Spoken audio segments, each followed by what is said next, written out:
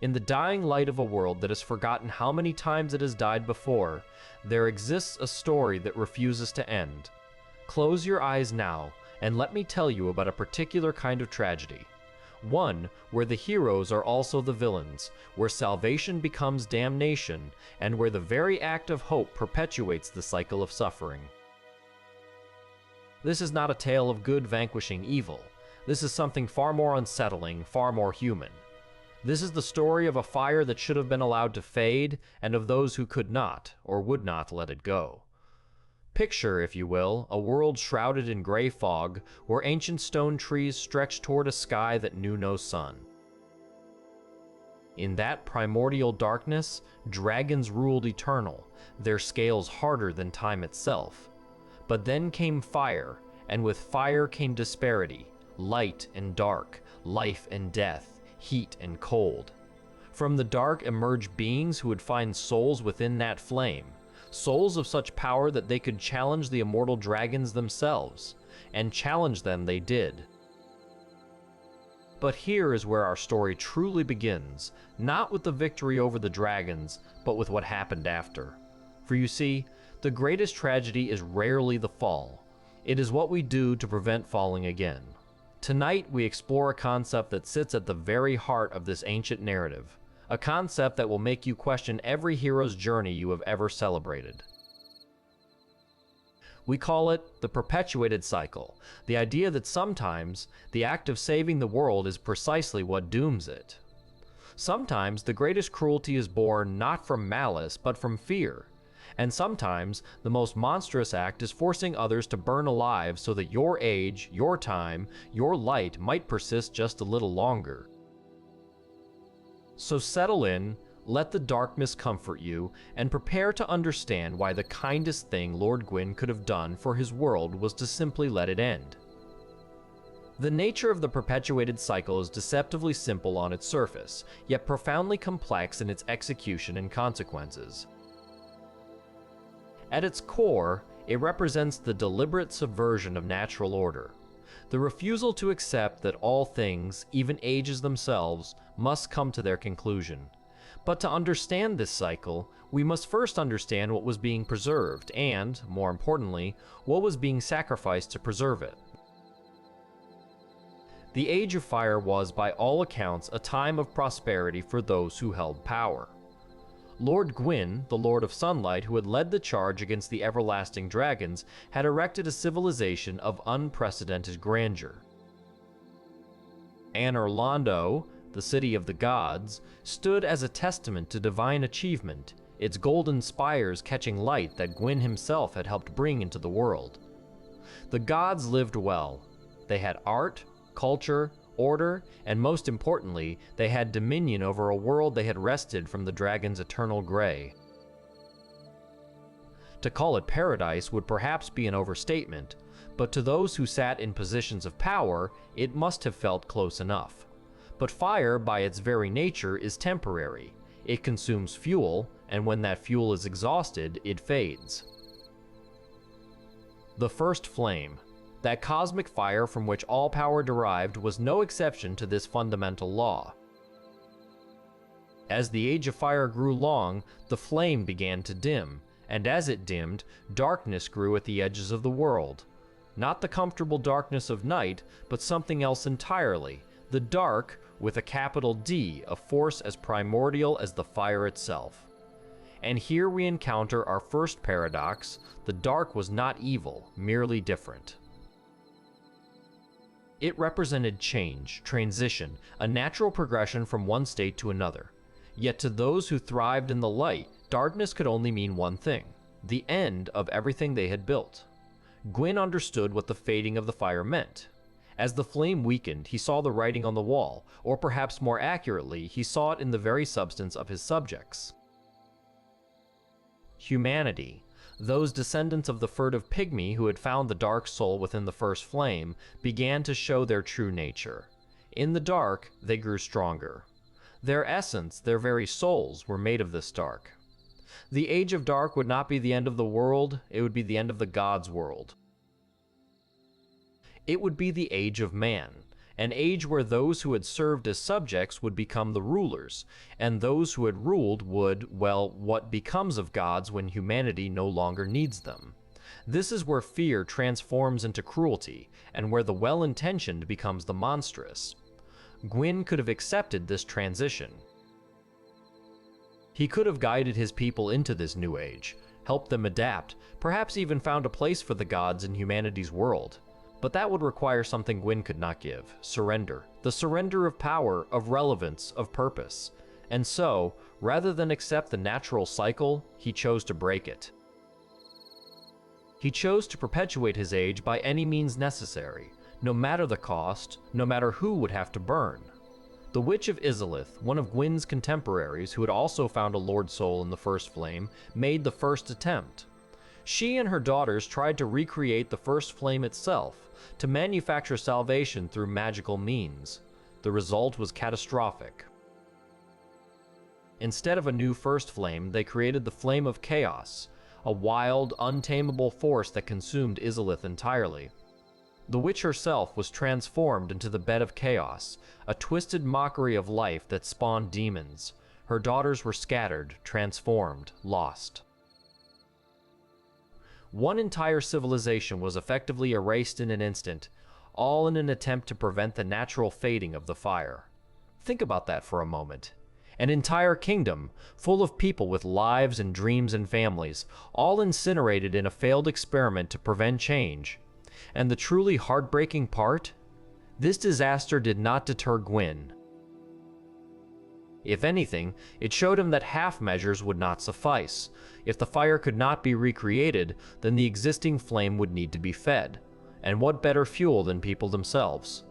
But Gwyn faced a problem. The fire needed powerful souls to sustain it, souls comparable to the Lord Souls that had first been drawn from the flame. Common humans would not suffice. Their individual souls were too weak. No, what was needed was something else, something that could be directed, controlled, made to sacrifice itself repeatedly. And so Gwyn devised something truly insidious: the undead curse. By placing a seal of fire upon the dark soul, the very essence of humanity, Gwyn created a condition where humans could not truly die. They would be branded with the dark sign, a mark that would resurrect them after death, again and again, until they eventually lost all sense of self and went hollow. But before that final hollowing, these undead could be shepherded, guided, manipulated into believing that their curse was something to be cured, and that the cure lay in linking the fire. These undead, stripped of true death but not yet stripped of purpose, became the perfect candidates for perpetuating Gwyn's cycle. The beauty, and I use that word with bitter irony, of Gwyn's system was its self-sustaining nature. He created the problem and then positioned himself as adjacent to the solution. Humanity was cursed with undeath, but they were told that this curse could only be ended by linking the fire. The fire needed to be linked to prevent the Age of Dark, which was positioned not as a natural transition but as an apocalypse.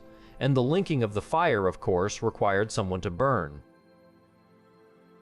The cycle fed itself, generation after generation, undead after undead, each one believing they were the hero who would finally fix everything, never realizing they were simply fuel for a system that was designed to never end.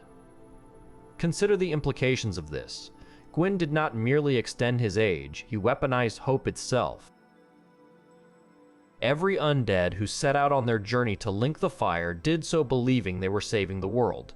They fought through impossible odds, overcame tremendous suffering, defeated beings far more powerful than themselves, all because they had been told that this was the path to salvation. And in their moment of triumph, at the peak of their hero's journey, they were asked to commit suicide.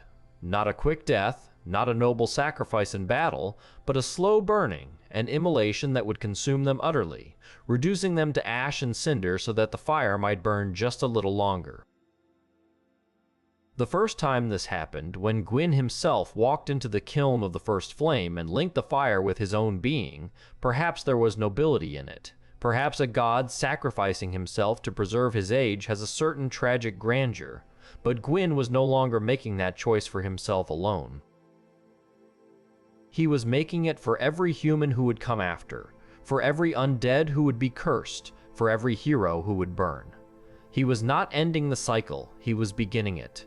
And every subsequent linking of the fire was a wound inflicted upon the natural order, a dam built against an inevitable tide, a desperate refusal to accept what must be accepted. Now let us examine the specific mechanics of how this system operated, for the devil, as they say, is in the details. The undead curse was not random, it was targeted. Humans would be branded with the dark sign seemingly arbitrarily, but once branded, they faced a predictable progression. Initially, they would retain their memories, their personality, their sense of self. Death would resurrect them, but they would return essentially unchanged. However, with each death, they would lose a small piece of themselves. Memories would fade, motivations would become unclear, and eventually, they would go hollow, a mindless shell driven only by base instincts. The genius of this system was that it created urgency. An undead had a limited amount of time before they lost themselves entirely, which meant they had to act quickly if they wanted to cure their curse. This urgency prevented reflection, prevented questioning. There was no time to ask whether linking the fire was truly the right choice, no time to consider alternatives. You were cursed, you were dying slowly, and you were told there was only one way to save yourself and the world. Speed was built into the system as a feature, not a bug. But there was another mechanism at play, one even more insidious. The Way of White, a religious organization dedicated to Lord Gwyn and the Age of Fire, spread throughout the world. It preached that the Age of Fire was good, that the dark was evil, and that the undead curse was a divine test. Those who successfully linked the fire were celebrated as heroes, their names remembered in legend. Those who failed, or worse, those who refused, were hunted down and locked away in asylums to await the end of the world. This religious framework transformed what was essentially a cosmic fuel system into a moral imperative. You were not just saving your own life by linking the fire, you were fulfilling a sacred duty. You were not just another piece of kindling, you were a chosen hero. The narrative surrounding the linking of the fire was carefully constructed to make the sacrifice seem not just necessary, but glorious. And who could resist such a narrative? Who could stand against the combined weight of religious authority, social pressure, and personal desperation? The chosen undead. Our first protagonist in this long, sad tale exemplifies this perfectly. Rising from the undead asylum, they were immediately told of their destiny by a dying knight. Ring the bells of awakening, the knight said, and discover the fate of the undead. Already, the journey was framed as inevitable. Not you might want to consider ringing the bells, or there are options available to you, but rather, this is what you must do. The prophecy, if we can call it that, was self-fulfilling. You were chosen because you followed the path, and you followed the path because you believed you were chosen. Throughout their journey, the chosen undead encountered various figures who reinforced this narrative. Frampt, the primordial serpent, claimed to be a friend of Gwyn and guided the undead toward linking the fire. Gwyndolin, Gwyn's youngest son, maintained an illusion of Aenor Londo's glory and positioned the linking of the fire as the obvious, natural conclusion to the journey. Even the firekeepers, those women who tended the bonfires, existed within this system, their entire purpose being to maintain the infrastructure that shepherded undead toward the flame. But here is what makes this particularly tragic. The chosen undead had another option. There was another primordial serpent named Kyathi who represented an alternative path, allowing the fire to fade and ushering in the Age of Dark. Kyathi positioned himself as the advocate for humanity, arguing that the dark was not evil, but rather the natural birthright of mankind. And yet, Kyathi's alternative was itself suspect, for he had his own agenda, his own manipulation. He had orchestrated the fall of New Londo, had corrupted the four kings with promises of power, had created the Dark Wraiths who invaded other humans to steal their humanity. This is the second paradox. There was no truly innocent choice. Link the fire and perpetuate Gwyn's cycle of sacrifice, or usher in the Age of Dark under the guidance of a serpent who had proven himself just as manipulative and ruthless as those who served the fire. The chosen undead was not truly choosing between good and evil, but between one form of manipulation and another. And perhaps that is the real tragedy. Not that heroes were forced to sacrifice themselves, but that they were never given a genuine choice to begin with. Let us turn now to specific examples of those caught in this cycle, for it is in the personal stories that the true weight of this system becomes clear. Consider Artorias, one of the four knights of Gwyn, perhaps the greatest warrior to ever serve the Lord of Sunlight. Artorias was not undead when he descended into the abyss to battle Manus, father of the abyss. He was a living, breathing hero with a noble purpose, to halt the spread of darkness and save the kingdom of Ulasil. This was not a journey motivated by curse or manipulation, this was genuine heroism. But Artorias failed. The abyss corrupted him, twisted him, turned him into the very thing he had sought to destroy. And here is where the tragedy deepens. Artorias' failure became his legend. When the chosen undead traveled back in time and defeated Manus, preventing the abyss from consuming Ulasil, history somehow forgot this. Instead, Artorias received credit for the victory. The world remembered him as Artorias the Abyss Walker, the hero who stopped the darkness, when in truth he had been consumed by it. His greatest failure became his most celebrated success and his actual fate. A corrupted shell that had to be mercy-killed was forgotten entirely. Think about what this means for the nature of heroism in this world. Artorias' legend inspired countless others to face the darkness, to believe that heroes could triumph over impossible odds, but the legend was a lie. The real story was that even the greatest warrior of the Age of Fire could not withstand the darkness, and that the darkness was only stopped through time-traveling intervention that created a paradox. The cycle perpetuated itself not just through curse and manipulation, but through false histories, through legends that inspired new heroes to repeat the mistakes of the past. And what of Sif, Artorias' wolf companion? Sif survived the battle in Ulasil only because Artorias sacrificed himself to save her, placing a protective aura around the wolf even as the abyss consumed him. When the chosen undead returns to their own time and eventually needs to traverse the abyss to reach the Four Kings, they must obtain the covenant of Artorias' ring, and that ring is guarded by Sif.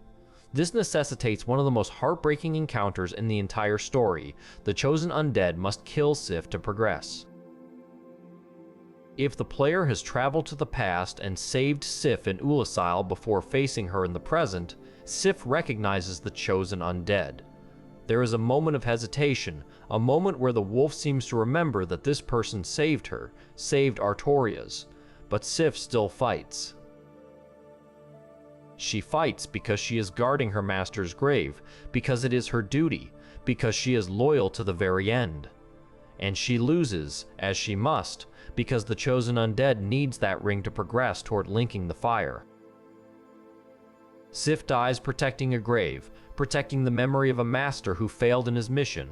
Also, another hero can continue a journey toward their own immolation. What purpose did Sif's death serve? What did it accomplish? The chosen undead obtained the ring, yes, but at the cost of killing a faithful companion who had already suffered so much. And for what?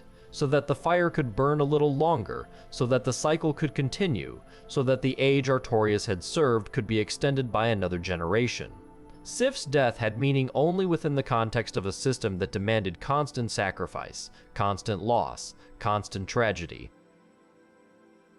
Now consider the Four Kings of New Londo, another example of how the cycle corrupted even those who began with noble intentions. These kings received a shard of Gwyn's own Lord Soul, a tremendous honor that marked them as trusted allies of the gods.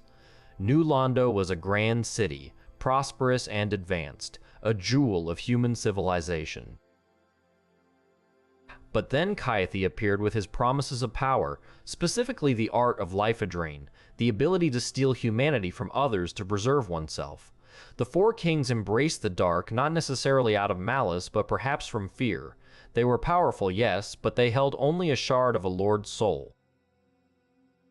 They saw the fire fading, saw the writing on the wall, and when offered an alternative to burning themselves to preserve an age that treated them as subjects rather than equals, they took it. They created the Dark Wraiths, knights who invaded other worlds to steal humanity, and they prepared for the Age of Dark that they believed would elevate humanity to its rightful place. But this embrace of darkness came with its own corruption. The abyss began to spread through New Londo, just as it had in Ulatil. The city that had been so prosperous began to fall into ruin. And so the three healers of New Londo made a desperate decision. They flooded the entire city, drowning thousands of innocent people to contain the abyss. This was positioned as a necessary evil, a tragic but required sacrifice to prevent the abyss from spreading to the rest of the world. But we must ask, necessary for whom? Necessary for the preservation of the Age of Fire, for the maintenance of Gwyn's order. The people of New Londo were sacrificed not because they were evil, but because they represented an alternative to the system, and the system could not tolerate alternatives. The ghosts that haunt the ruins of New Londo are the victims of this flood, innocent civilians who died afraid and confused, drowning in waters that were meant to save them. From a threat they may not have even understood, they remain as restless spirits, trapped in the moment of their deaths, replaying their final panicked moments for all eternity. And for what? So that the Age of Fire could continue? So that the chosen undead could eventually come and kill the four kings, retrieving another piece of Lord's soul needed. To open the way to the kiln, every single ghost in New Londo is an accusation against the system. Every single death in that flood is a price paid for perpetuation. And the true horror is that these deaths were not even particularly effective. The abyss was contained temporarily, yes, but it did not solve the underlying problem. The fire still faded. The Age of Dark still loomed. All that the flood accomplished was buying time, and the price of that time was thousands of lives. Let us examine one more example before we proceed, though this one requires we jump forward in time to the events of Dark Souls 3, thousands of years after the chosen undead linked the fire. By this point, the cycle has repeated so many times that the world itself has begun to break down. Kingdoms rise and fall, entire landmasses converge and merge in ways that suggest reality itself is becoming unstable. The fire has been linked so many times that it no longer burns as brightly or as long. Each linking provides diminishing returns, like an addict chasing a high that becomes harder and harder to achieve. In this broken world, we meet the unkindled, not undead, but something else entirely. These are individuals who tried to link the fire and failed. They were not strong enough, their souls not powerful enough, and so they were consumed without successfully relinking the flame. They burned to ash without accomplishing anything. And now, in this desperate age, even these failures are being resurrected and given another chance. This is how depleted the system has become. It is now recycling its own refuse, bringing back those who already failed once and hoping they might succeed on a second attempt. The unkindled ash, our second protagonist, rises from the cemetery of ash to discover a world in its death throes. The Lords of Cinder, who were meant to link the fire together, have abandoned their posts. Aldrich, once a holy man, has become a sludge monster that devours gods. Yorm, who linked the fire to stop the profane flame, only caused his entire kingdom to burn. The Abyss Watchers, an organization founded to combat the Abyss, have themselves become infected with it and fight each other eternally. And Prince Lothric, who was bred specifically to be an heir to the flame, has refused his duty entirely, convinced by a scholar that the linking of the fire is wrong. This refusal by the Lords of Cinder is significant. These are individuals who previously bought into the system completely, who sacrificed themselves to link the fire, and who are now saying no. They have seen beyond the veil, understand the truth of what they did, and they refuse to do it again. This should be a moment of hope, a breaking of the cycle. But instead, the bells toll for the unkindled, and these previously failed kindling are sent to forcibly return the lords to their thrones, to make them burn whether they want to or not.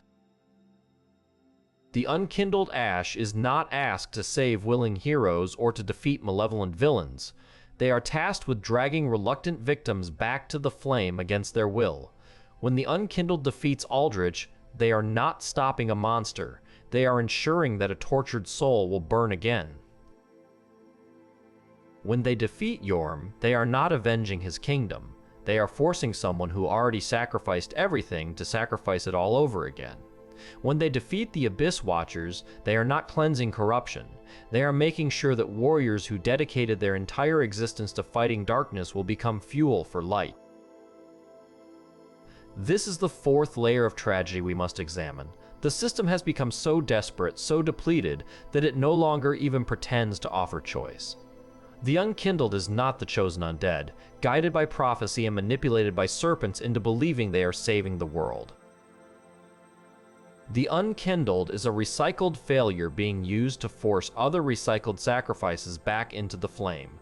There is no glory here, no heroism, just the mechanical functioning of a dying machine that will consume anything and everything to keep running for one more cycle. And what does the soul of Cinder represent, that final boss guarding the first flame? It is the amalgamation of every single person who has ever linked the fire, all those heroes and chosen ones and lords compressed into one being that fights with the styles and techniques of countless warriors. It is literally made from the ash of sacrifices, a testament to how many have burned. And when the unkindled defeats it and stands before the flame, what choice do they have? Link the fire and become part of that amalgamation, another personality subsumed into the mass of the soul of Cinder. Let the fire fade and risk whatever comes with the age. That follows? Or, and this is the only truly radical choice, use the power of the first flame to paint an entirely new world, but only if they have found the painter in Ariandel and understood that blood and darkness can create just as surely as fire and light. The irony cuts deeper still when we consider who benefits from this system. One might assume that the gods, at least, prospered from the perpetuation of the Age of Fire. But by the time of Dark Souls 3, even the gods are gone. Anor Londo stands empty, its sunlight revealed to be nothing more than an illusion cast by Gwyndolin to maintain the appearance of vitality. And Gwyndolin himself? Consumed by Aldrich, devoured like cattle, reduced to a meal for a creature that was supposed to be a Lord of Cinder, a protector of the flame. The very system that Gwyn created to preserve his age and his people ultimately could not even save his own son from being eaten alive by one of its supposed champions. Guinevere, Gwyn's eldest daughter and the Princess of Sunlight, fled Anor Londo long before the events of the first Dark Souls. The illusion of her that Gwyndolin maintained spoke glowingly of duty and sacrifice, urged the chosen undead forward on their path to linking the fire. But the real Guinevere wanted no part of it. She saw what her father had done, understood the cost of his choice, and she left. Even among Gwyn's own family, even among those who benefited most directly from the Age of Fire, there were those who recognized the system for what it was and refused to participate further. So who does benefit? The answer is unsettling: no one. The cycle perpetuates not because it serves anyone, but because it has achieved a kind of terrible momentum. It continues because it has continued, because the alternative, allowing the fire to fade and facing the unknown of what comes after, is more frightening than the known horror of continued sacrifice.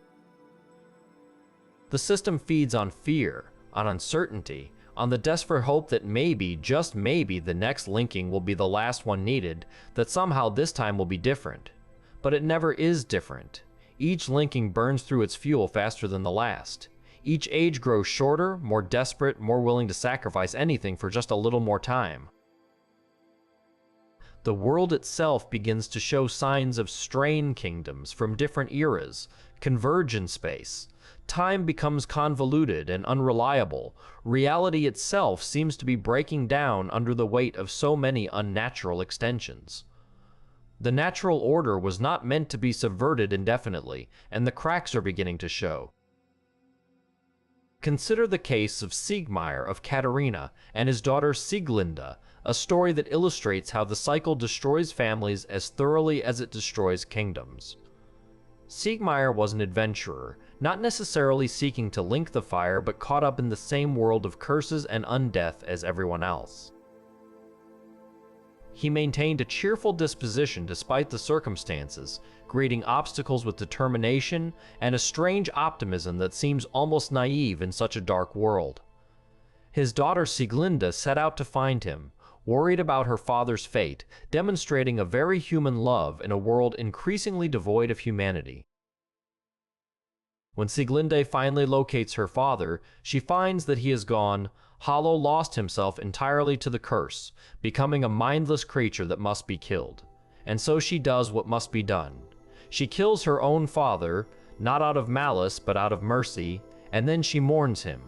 This is what the undead curse does to families. It forces daughters to become executioners of their fathers, transforms love into a burden of necessary violence.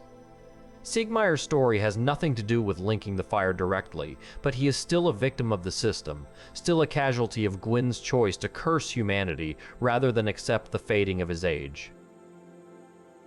Or look at Solaire of Astora, that incandescent knight who speaks of cooperation and jolly cooperation, who dreams of finding his own son. Solaire is perhaps the most genuinely good character in the entire Dark Souls saga. Helpful, friendly, humble, despite his obvious skill. He aids the chosen undead multiple times, asking nothing in return except perhaps companionship. His dream of finding his own son seems innocent enough, a personal quest for meaning and purpose. But this dream leads him to Izalith, where he discovers what he believes to be his son. The sunlight maggot, a parasitic creature that attaches to his head and drives him mad. Solaire's son is a lie, a parasite that consumes him from within, turning his greatest aspiration into his doom. And is this not a perfect metaphor for the entire system? The sun, the light, the fire that everyone is told to seek and preserve. It is consuming them. It is a parasite that has attached itself to civilization and is draining it dry. Solaire's personal tragedy mirrors the cosmic tragedy. The thing you are told to seek, the thing you are told will bring meaning and salvation, is actually destroying you. And the truly heartbreaking part is that Solaire, if he survives his encounter with the sunlight maggot, can be summoned one final time for the battle against Gwyn himself. He will help you defeat the Lord of Sunlight, help you reach the first flame, and then he too will link the fire in his own world, burning himself away in pursuit of that incandescent sun he always sought. Think about what this means for the nature of heroism and sacrifice in this world. Solaire is genuinely heroic. He helps others, he remains positive despite impossible odds, he persists in his quest even when it becomes clear that the world is broken and dying. And his reward for this heroism is to burn. The system takes his genuine goodness, his authentic desire to help others, and it channels that into fuel for the flame. It transforms his kindness into kindling. This is perhaps the cruelest aspect of the perpetuated cycle. It does not just consume the ambitious or the power-hungry, it consumes the genuinely good as well, without distinction, without mercy. Now let us examine the phenomenon of the Firekeepers more closely, for they represent another layer of tragedy within this system. Firekeepers are women chosen or cursed to tend the bonfires, to serve as living anchors for the flames that provide respite to the undead. They are described as having souls gnawed at by infinite humanity, suggesting a constant state of suffering. They cannot speak, as they are impure of tongue, robbed of the ability to communicate their experiences or protest their condition. They exist solely to serve a function within the system, individual personality subsumed into duty. In Dark Souls 3, we learn something even more disturbing. Firekeepers are forbidden to have eyes. The eyes of a firekeeper contain visions of a world without fire, a world where the first flame has been allowed to fade. These visions are considered so dangerous, so threatening to the established order, that firekeepers are specifically prevented from having them. Think about what this means. The system is so fragile, so dependent on its own propaganda, that even the possibility of imagining an alternative must be literally blinded away. If the Ashen One finds the eyes of a firekeeper and gives them to their own firekeeper in Firelink Shrine, she describes visions of tiny flames dancing in the darkness. She sees not apocalypse, not the end of all things, but simply darkness punctuated by small fires, humanity persisting in a different form, life continuing even without the first flame.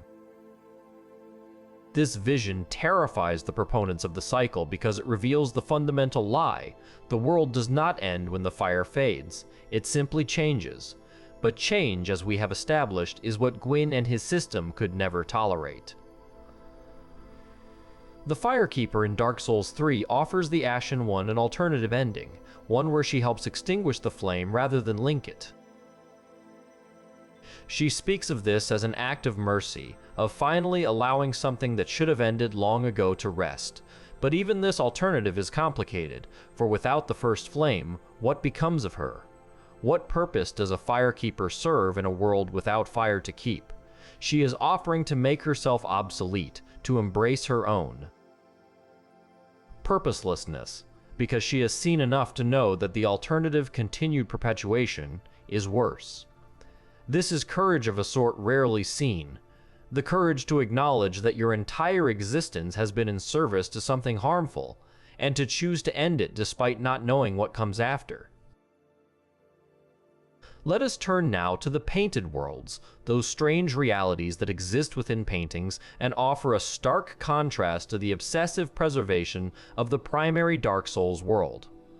In the painted world of Ariandel, we discover a community that understands something the outside world has forgotten: that rot is not the enemy, but rather a natural part of the cycle. When rot comes to the painted world, the inhabitants burn it away, not to preserve what exists, but to make room for the next painting, the next world. Father Ariandel and Friede represent a perversion of this principle, not unlike Gwyn's perversion of the natural cycle. They bury the flame that should burn the rot away, choosing preservation over progression, stagnation over change. And the result? The painted world becomes a frozen wasteland, trapped in an eternal winter, its inhabitants slowly succumbing to the rot that cannot be cleansed.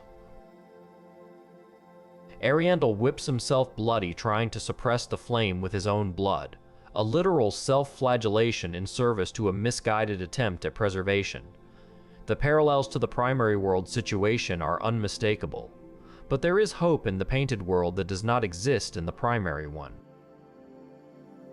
The painter, a young woman who will create the next painted world, has not been corrupted by the philosophy of eternal preservation. She understands that the current world must end for the next to begin, and she reveals something profound. She will paint the next world using the dark soul of man as her pigment. Not fire, not light, but darkness itself will be the foundation of the new creation. And she says this will be a good place, a cold but gentle place, suggesting that darkness is not inherently evil or frightening. It is simply different, unknown, and therefore feared by those who cling to light. This is the third paradox at the heart of our story. The dark that everyone fears, that the entire system is designed to prevent, may actually be gentler and more sustainable than the fire that consumes everything it touches. Gwyn's greatest crime was not simply that he extended his age unnaturally, but that he convinced the world that the alternative was apocalypse when it might have been renewal. He weaponized fear of the unknown to justify atrocity after atrocity, sacrifice after sacrifice. Slave Knight Gale's story brings all of these threads together in perhaps the most bitter ending imaginable. Gale, who served the gods as a slave knight in the Age of the Gods, who was never recognized or honored for his service, who fought in wars on behalf of masters who did not even know his name. This same Gale is the one who seeks the dark soul to give to the painter. He wants to help create the painted world because he has seen enough of the primary world's cruelty and understands that something new must be made. But in collecting fragments of the Dark Soul from the Pygmy Lords at the end of the world, Gale himself becomes consumed by it. The Dark Soul drives him mad, transforms him into a savage beast, and when the Ashen One finally catches up to him at the end of time itself, they must fight. Two slaves of the system, two individuals who have been used and discarded, two beings who sought something better, must kill each other in a wasteland at the end of existence because that is what the system has reduced them to. And yet, even in this tragedy, there is a strange triumph. When the Ashen One defeats Gale and takes the Dark Soul from his blood, they can bring it back to the painter. The painted world can be created. Something new can come into existence. Gale's death is not meaningless. He accomplished his goal, even if he did not survive to see it. But the cost is almost too much to bear. A good man, a faithful servant who wanted nothing more than to help create something gentle and kind, had to become a monster and be killed by another slave to the system, all so that one small corner of existence might be free from the cycle. This, then, is the true nature of the perpetuated cycle in all its layers. It is a system that transforms heroism into fuel, hope into chains, and salvation into damnation. It is a machine that runs on good intentions and produces nothing but suffering.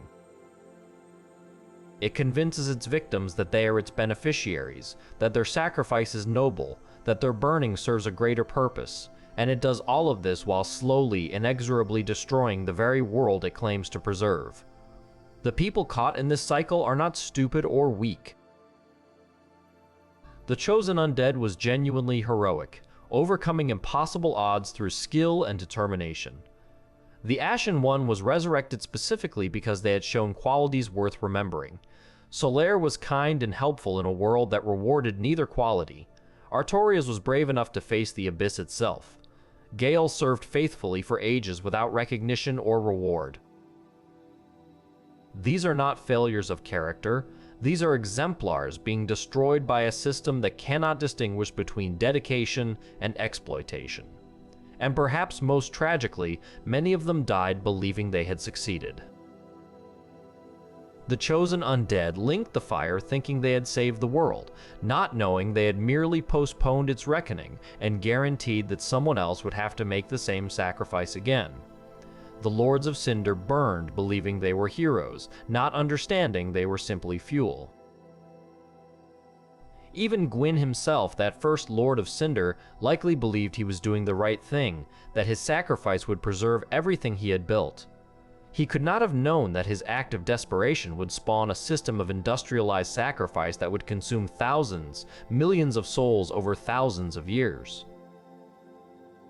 This is why the story of Dark Souls resonates so deeply despite, or perhaps because of its darkness.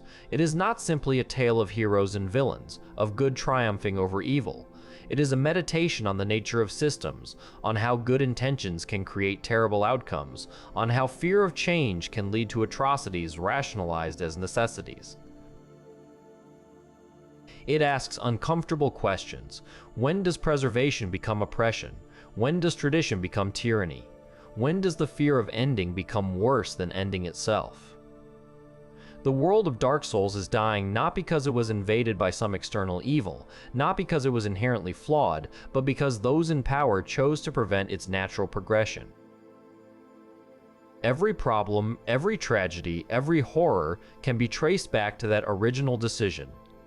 Gwyn's choice to link the fire rather than accept the Age of Dark.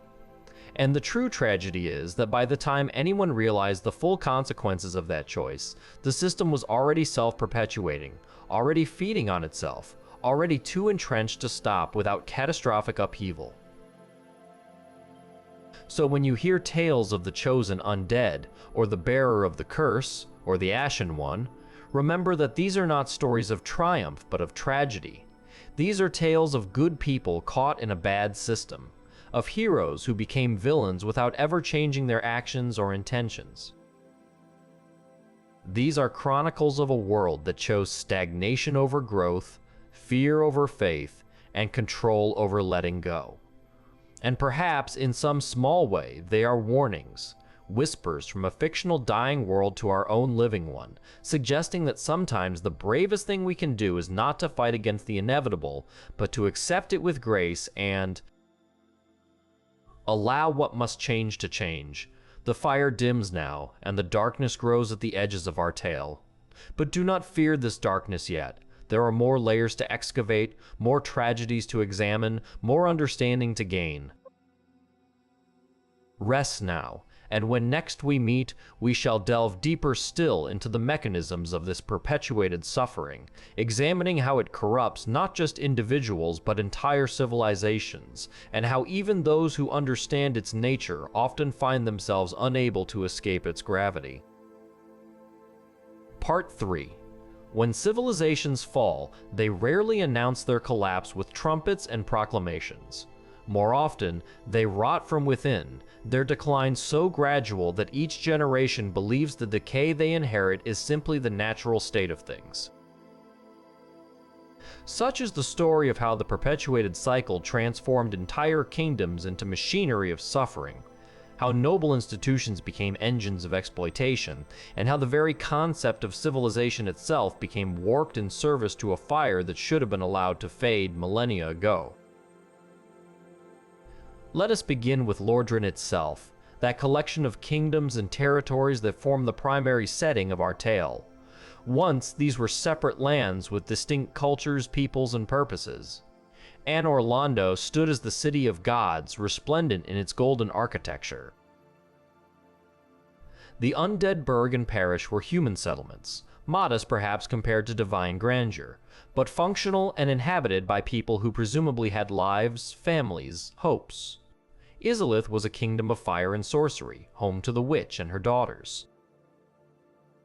New Londo was a city of human achievement, a testament to what humanity could build when granted even a fraction of divine power.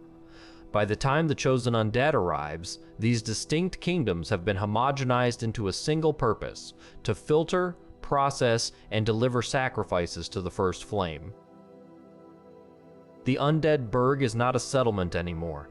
It is a gauntlet, an obstacle course designed to weed out the weak before they can reach Anor Londo. The hollows that populate it are not residents but filters, removing those undead who lack the strength to link the fire. The parish and its bell gargoyles serve as the first major test, ensuring that only those capable of overcoming significant challenges can proceed further. Even the layout of these areas suggests deliberate design paths that funnel the undead toward specific destinations, architecture that guides rather than simply exists. This transformation from living spaces into infrastructure for sacrifice did not happen overnight. It was gradual, each generation making small accommodations to the system until the original purpose was forgotten entirely. The undead burg was probably once simply a burg, a place where people lived and worked and raised children. But as the cycle continued, as more and more undead needed to be processed toward the flame, the living population dwindled and was replaced by the hollow ones. Buildings that once housed families became mere obstacles in a path, their original purpose erased by the relentless logic of the system. Consider the function of the undead asylum, a name that suggests care, sanctuary, protection. Asylums are supposed to be places where the afflicted are housed and treated, where the sick can recover. But the undead asylum is no sanctuary. It is a prison at best, a holding cell where the cursed are locked away to await the end of the world. The knight who drops the key to the chosen undead cell does so not out of systematic protocol, but as a dying act of kindness, suggesting that releasing the undead to potentially link the fire is not actually the asylum's purpose. Its purpose is containment, isolation, forgetting. And yet this prison is also the beginning of the hero's journey.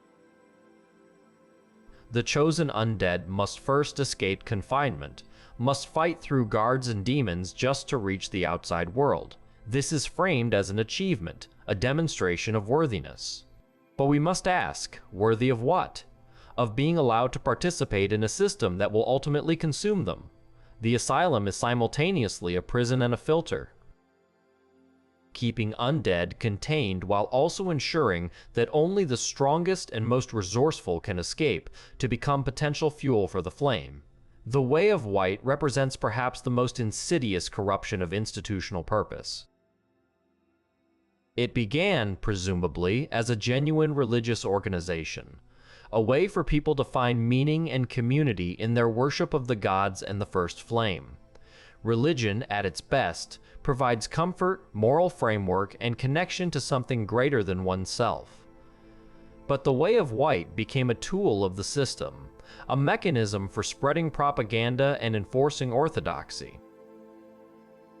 The Way of White taught that the undead curse was a test from the gods, that linking the fire was the highest virtue, that the Age of Dark would be apocalyptic. It organized the undead hunts, those campaigns of violence against cursed humans, rounding them up and imprisoning them. It sent its clerics throughout the world, preaching submission to the cycle.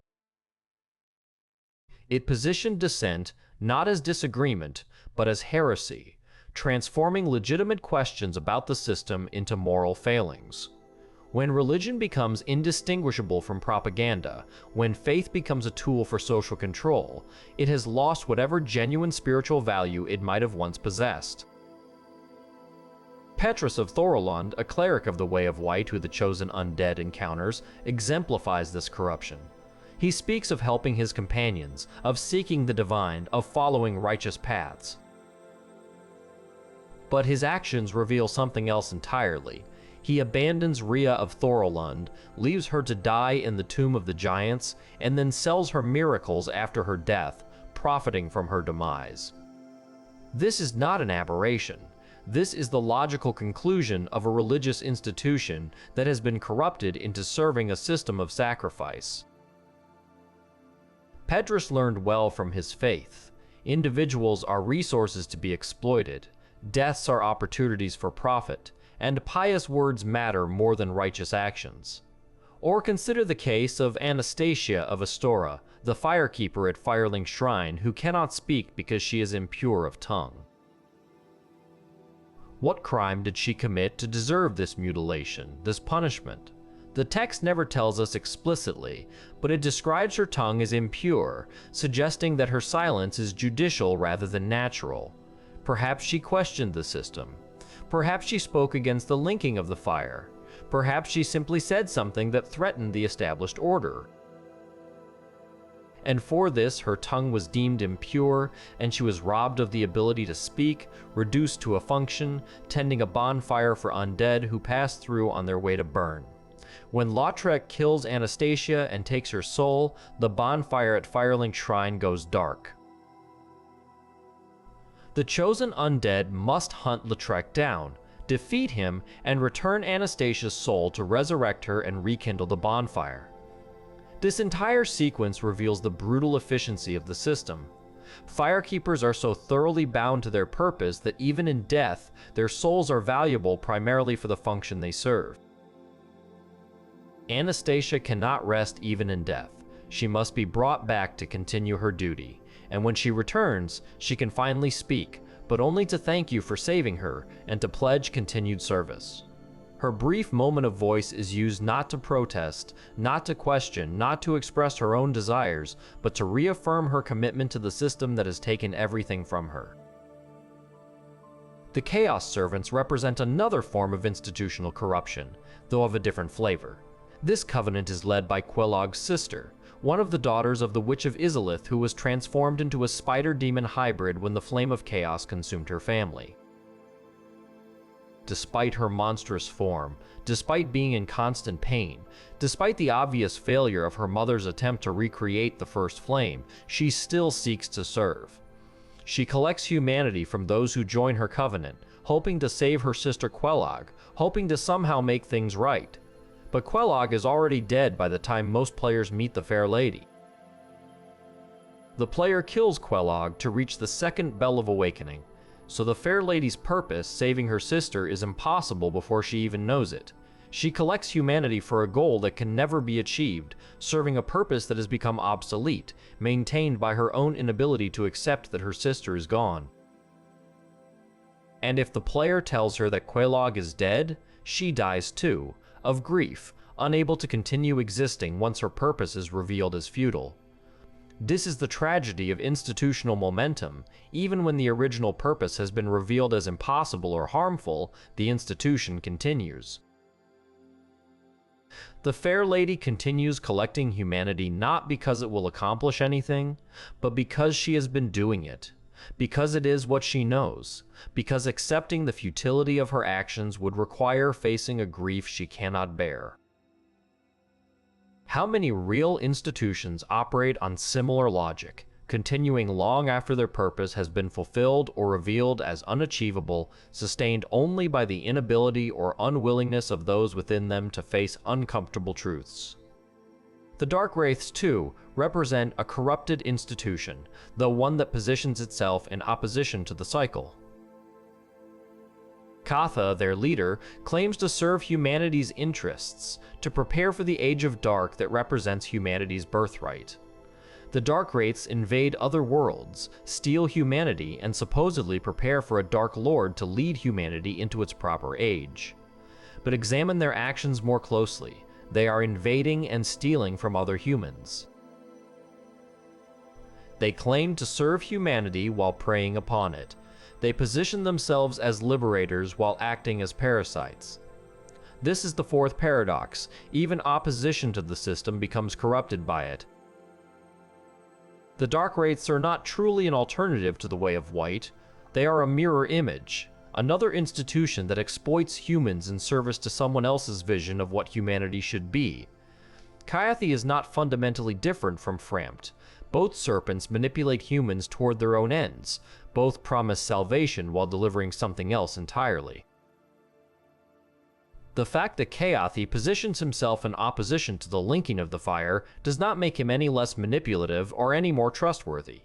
The Daughters of Chaos, scattered and transformed by the flame their mother lost control of, represent the familial dimension of institutional corruption.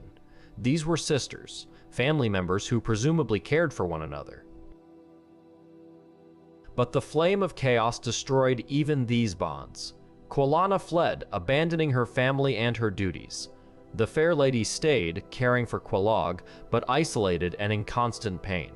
Quelaag herself became a guardian, killing anyone who approached, protecting her sister but also imprisoning her. The bed of chaos, possibly containing what remains of their mother, became a monster that must be destroyed. What happened to this family is a microcosm of what happened to the world, an attempt to preserve what exists, the Age of Fire, through artificial means, recreating the first flame, resulted in destruction of the very thing being preserved. The family, the civilization, the natural order, and the survivors are left scattered, broken, pursuing purposes that range from impossible to harmful, unable to reunite or restore what was lost. The Witch of Izalith's family, once powerful and unified, became a cautionary tale, but a tale that no one heeded. Let us examine now how the cycle corrupts not just through institutions, but through the very concepts of duty and honor. The four knights of Gwyn Artorias, Ornstein, Kieran, and Goff were exemplars of knightly virtue. They fought in the war against the dragons, served their lord faithfully, and were celebrated as heroes. But what became of them demonstrates how even the highest ideals become twisted by the system. Artorias, as we have discussed, fell to the abyss he sought to combat, his legend a lie that inspired others to repeat his mistakes. Ornstein either remained in Aenor Londo as a guardian, possibly as an illusion, or traveled to Archdragon Peak seeking something, depending on which evidence you credit. Either way, his story is one of isolation, either trapped in an empty city maintaining an illusion of glory, or abandoning his post in search of meaning elsewhere. Ciaran dedicated herself to guarding Artorias' grave, waiting in the abyss-consumed Ulasil for someone to bring her his soul, so she could have at least that small piece of him. And Goff, the giant archer, was blinded by his own comrades who told him his greatness was past, and he believed them, sitting in isolation until the chosen undead arrives. These were the greatest warriors of their age, individuals who embodied everything the Age of Fire supposedly valued: courage, skill, loyalty, honor. And what did that age give them in return? Corruption, abandonment, isolation, and lies. Their service bought them nothing but tragedy. Their loyalty was rewarded with cruelty or indifference. Their honor became chains that bound them to posts no one cared about anymore. This is what the system does to its most faithful servants. It uses them completely and then discards them without ceremony or gratitude. The everlasting dragons, those beings who existed before the Age of Fire, represent the world before the cycle began. They were called everlasting, not because they could not die. Gwyn and his allies proved they could, but because they existed in a state outside of disparity, beyond the dichotomy of light and dark, life and death. The Age of Ancients was gray, unchanging, static. Nothing happened because nothing could happen. There was no fire to create change, no dark to create contrast. It was, in its own way, a form of stagnation. But here is the crucial distinction. The stagnation of the Age of Ancients was natural. It was the default state of existence, not something artificially maintained against the tide of change. When fire appeared and brought disparity, that was change happening naturally. The gods' war against the dragons, their overthrow of that gray world, that too was natural. Fire brings change, and change overthrows stasis. What Gwyn did was not natural. He won his age, ruled during his time, and when that time naturally began to end, he artificially extended it. He transformed natural progression into unnatural perpetuation. The attempt by Seath the Scaleless to achieve immortality mirrors Gwyn's actions in miniature. Seath was born different from other dragons, without the stone scales that made them immortal. He betrayed his own kind to the gods, helped them win the war, and was rewarded with a fragment of Gwyn's soul and the title of Duke. But this was not enough for Seath. He became obsessed with achieving the immortality he was born without, the scales he never had. His research grew increasingly unhinged, his experiments increasingly cruel.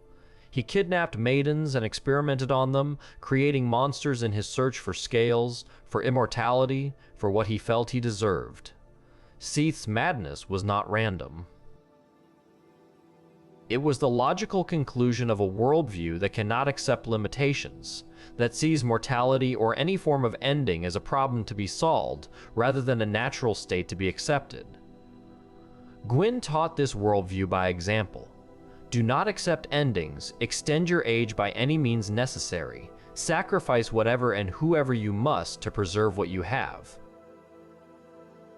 Seath learned this lesson perhaps too well, and his reward for his loyal service and his obsessive research, madness, isolation in his archive surrounded by his failed experiments, and eventually death at the hands of the chosen undead who needed a piece of Gwyn's soul that Seath had been holding.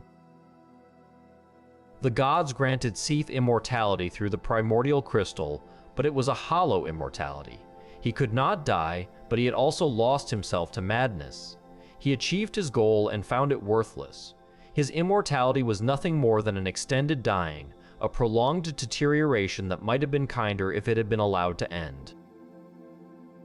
Again, we see the pattern. Artificial extension of existence leads not to flourishing but to decay, corruption, and suffering. Now we must discuss the Black Knights, those elite warriors who followed Gwyn into Izalith to combat the demons and were charred black by the flame of chaos. They survived that failed campaign, but they were fundamentally changed by it. Their armor became scorched, their souls became ash, and they were scattered throughout the world, waiting. They guard various locations, attack anyone who approaches, and serve no apparent strategic purpose.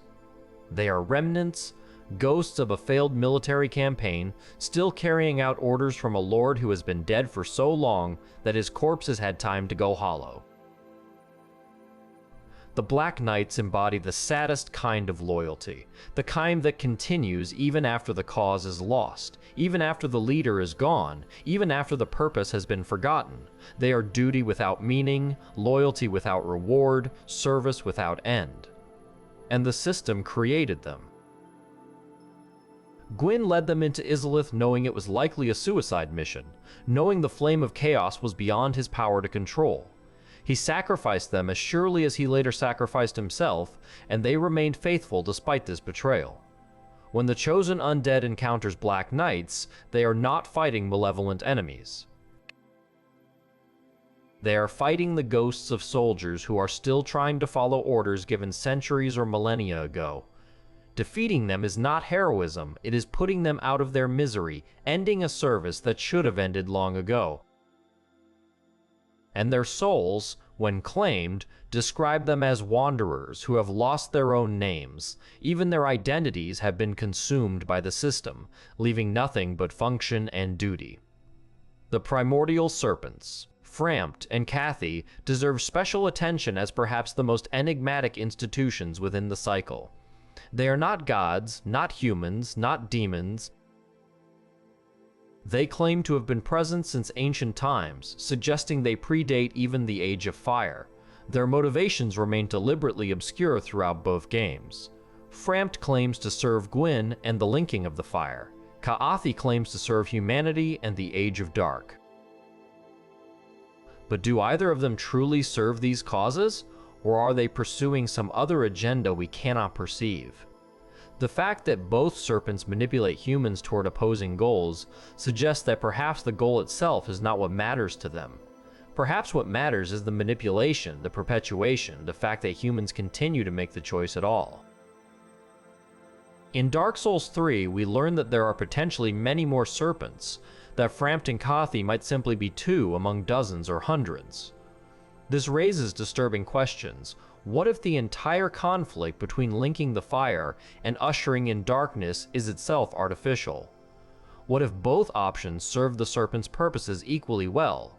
What if the appearance of choice is itself the trap?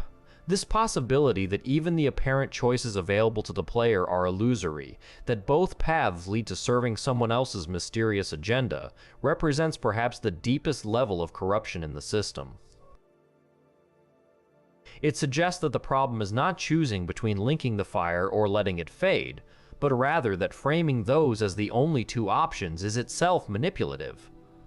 The painted world's solution, burning away the rot to paint something new, is not offered by either serpent.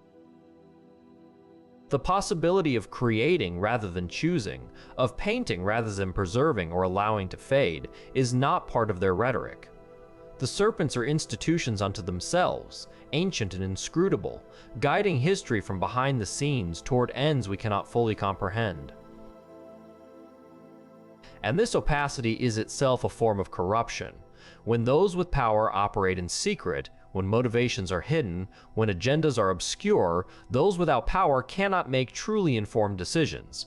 They can only choose between the options presented to them, never knowing if better alternatives exist that have been deliberately hidden from view. Let us turn finally to the concept of lordship itself and how it became corrupted. The lords were originally those who found lord souls within the first flame: Gwyn, the Witch of Izalith, Nito, and the furtive pygmy.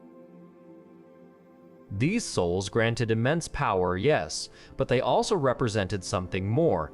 They were the foundation of the Age of Fire, the pillars upon which a new world was built. Lordship, in this original sense, was not about ruling others, but about bearing the responsibility that came with primordial power. But by Dark Souls 3, lordship has become something else entirely. The Lords of Cinder are not beings who found Lord Souls naturally. They are individuals who linked the fire and were consumed by it, transformed into ash and cinder. They are called Lords, not because of any inherent quality or primordial power, but because they burned.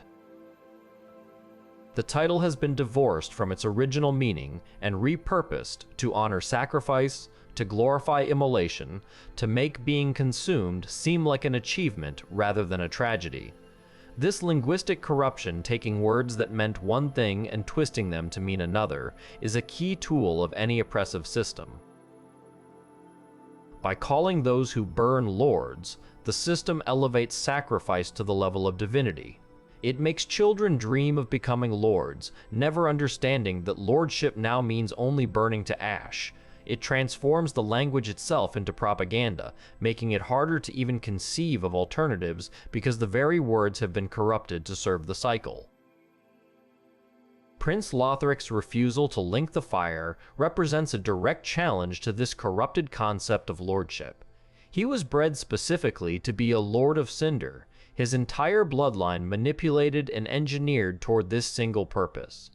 His brother Lorien, the Elder Prince, was a mighty warrior who defeated the Demon Prince itself. Together, they should have been the perfect candidates to link the fire, one bred for the purpose, one proven in battle. But a scholar convinced Lothric that the linking of the fire was wrong, and Lothric chose to refuse his supposed destiny. This refusal is revolutionary precisely because it challenges the fundamental assumption of the system, that linking the fire is necessary, noble, and inevitable. Lothric looks at his entire civilization, at all the institutions and traditions and expectations that say he must burn, and he says no. His refusal is not cowardice or selfishness. It is perhaps the bravest act in the entire story. He knows that refusing will make him a villain in the eyes of everyone who believes in the system. He knows the bells will toll, and unkindled will rise to drag him to the flame by force if necessary. And he refuses anyway, but even Lothric's refusal becomes part of the system. His no is not respected or honored. It is treated as a malfunction to be corrected. The unkindled is sent to kill him and take his ash by force, to make him fuel whether he consents or not. The system cannot tolerate genuine dissent, cannot accept that someone might legitimately choose not to participate. And so it sends its agents to enforce participation, to ensure that even those who understand the cycle's cruelty and refuse to perpetuate it are forced to burn anyway. This is the ultimate corruption. The system has become so totalized, so all-encompassing, that even understanding its nature and refusing to participate is not enough to escape it. You can see the chains, recognize them as chains, and refuse to accept them, and you will still end up bound, still end up burning, because the system has agents who will enforce participation regardless of consent. Free will becomes irrelevant when refusal is not permitted to stand. The converging of kingdoms in Dark Souls 3, Lothric, Farron, the Cathedral of the Deep, Irithyll, the profaned capital, all existing in impossible proximity, suggests that reality itself is breaking down under the strain of so many unnatural extensions. Time becomes convoluted, space becomes malleable, and the very structure of the world begins to collapse. This is the physical manifestation of what happens when natural cycles are subverted too many times. The world itself loses coherence, unable to maintain stable existence under such profound violation of its nature. And still the cycle continues. Still the bells toll. Still the unkindled rise. The world is literally falling apart. Kingdoms from different eras occupying the same space. Time flowing in multiple directions simultaneously, reality becoming dreamlike and unstable, and the response is to try to link the fire one more time. The system is so entrenched, so resistant to change, that it will attempt to perpetuate itself even as it destroys the very fabric of existence. This is not preservation, this is addiction, the inability to stop repeating a harmful behavior even when the consequences become catastrophic.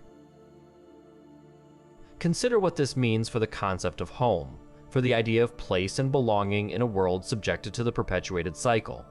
A home is supposed to be stable, a fixed point in an uncertain world, somewhere you can return to and find unchanged, or at least recognizably altered by the passage of time in natural ways. But in Dark Souls 3, homes from different centuries exist simultaneously in the same geographical space. Lothric Castle overlooks kingdoms that should not exist in the same era.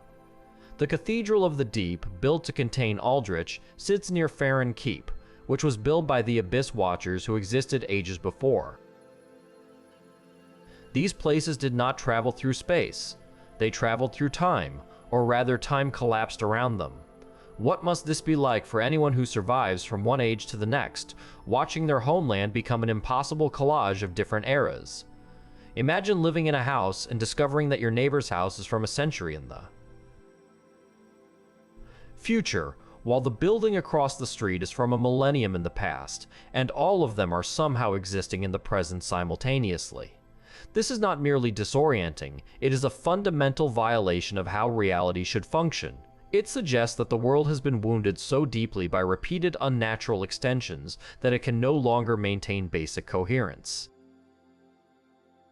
The Ring City, revealed in the final expansion of Dark Souls 3, provides perhaps the most damning evidence of Gwyn's crimes. This was where he imprisoned the Pygmy Lords, those beings who had found the Dark Soul and who represented humanity's potential for power.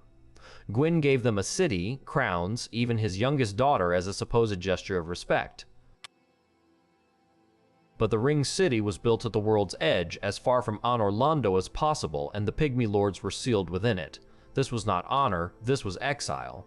Gwyn gave them titles and gifts to mask the fact that he was containing them, preventing the Dark Soul from spreading, ensuring that humanity would remain weak and controllable. The Pygmy Lords accepted this arrangement, or at least did not revolt against it.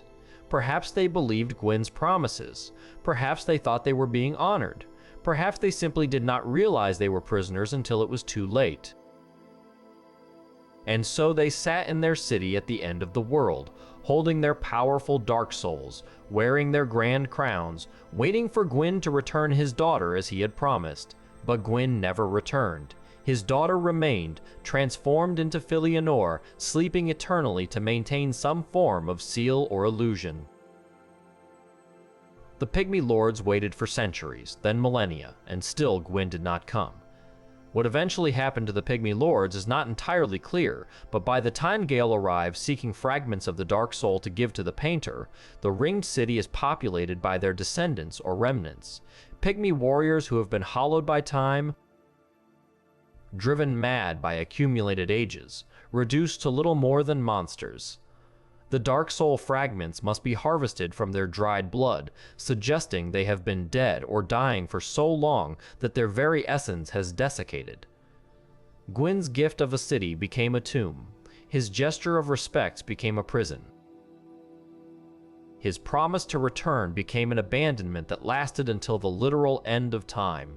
And Filianor? She sleeps through all of this, maintaining whatever function she was left to perform, never knowing that her father became a hollow husk at the kiln, that her sister Guinevere fled, Anor Londo, that her brother Gwyndolin was devoured by Aldrich. She sleeps because she was told to sleep, because it was her duty, because the system required it. When Gale finally arrives at the Ringed City and the Ashen One follows, when Filianor's egg is touched and she awakens, the illusion shatters. The Ringed City falls away, revealing a desert waste at the end of time where nothing grows and nothing lives, where even the sun has become a dark hole in the sky. This was always the truth beneath the illusion. There was no grand city at the world's edge, only a prison at the end of existence. The personal cost of the cycle extends beyond death, beyond suffering, even beyond corruption. It extends into the realm of relationships, of connections between individuals that the cycle systematically destroys. Let us examine Sieglinde and Siegmeyer again, but more deeply this time. A daughter seeking her father. This is one of the most fundamental relationships, one of the few things that should transcend curses and cycles and systems. Sieglinde is not cursed, not undead. She is simply a daughter who loves her father enough to journey into a dying world to find him. When she finally locates Siegmeyer, she finds him slowly succumbing to the curse. He is not yet gone completely hollow, but he is losing himself bit by bit, forgetting things, becoming confused. And Sieglinde must make a choice, stay with him and watch him slowly lose himself, or leave and preserve her memory of who he was. There is no good option. The curse has created a situation where love becomes burden, where familial duty means choosing between different forms of suffering. If the chosen undead helps Siegmeyer survive various encounters, he eventually ends up in Ash Lake, that primordial place at the base of the world where the ancient arch trees still stand. Here, Siegmeyer attempts one final act of valor, facing down the tentacled monsters that inhabit the lake. But he is overwhelmed, and Sieglinde must save him. This role, reversal. The daughter saving the father should be triumphant, a demonstration of how capable she has become. Instead, it marks the beginning of the end. Siegmeyer's pride is wounded. His sense of purpose crumbles, and shortly after, he goes fully hollow. Sieglinde must then kill the creature her father has become. Not in glorious battle, not in a final confrontation where they exchange meaningful last words, but in a necessary execution of a monster wearing her father's armor. And after she kills him, she mourns alone in that primordial place, crying for a man who died twice, once when the curse took his mind, and again when his daughter had to take his life. The cycle does not just kill people, it transforms the act of killing into an obligation for those who love them, making murder into mercy and familial duty into tragedy. Rhea of Thorolund's story provides another dimension of this relational destruction. She travels to the Tomb of the Giants as part of a holy mission, accompanied by her loyal knights Petrus, Vince, and Nick. These should be her protectors, individuals dedicated to keeping her safe in service to their shared faith. But in the darkness of the tomb, her companions abandon her. Petrus leaves her to die, or perhaps even kills her directly. The specifics are unclear, but the betrayal is absolute. Those sworn to protect her instead destroy her, and then Petrus returns to Firelink Shrine to sell her miracles, profiting from her death. This is what the Way of White, that supposedly holy institution, produces. Men who will betray sacred oaths for profit, who will abandon those they swore to protect, who will use religion as a mask for cruelty. Petrus was trained by the Way of White, ordained by it, given authority by it. His betrayal of Rhea is not a failure of the institution, but a product of it. When an institution is corrupted to serve a system of sacrifice, it inevitably produces individuals who see others as resources rather than people, who value personal gain over sacred duty, who understand that the system rewards exploitation and so become exploiters themselves. If Rhea survives her ordeal in the tomb, if the chosen undead rescues her, she does not find safety. She returns to the undead parish hollow with trauma, her mind struggling to comprehend the betrayal she suffered. And then she is captured by Seath, taken to the Duke's archives, and experimented upon. A woman who sought to serve the gods faithfully, who embarked on a holy mission, who survived betrayal and darkness. The system rewards her with capture, torture, and transformation into one of Seath's grotesque experiments. She does not die heroically, she does not even die meaningfully. She simply becomes another victim, another data point in Seath's mad research, another life consumed by the machine. The relationship between Ornstein and Smuff also bears examination, for it reveals how the cycle corrupts even the bonds between warriors. These two were tasked with guarding Guinevere and Anor Londo, serving as the last line of defense before the goddess. They fought together, presumably for ages, developing the combat coordination visible in their battle with the chosen undead.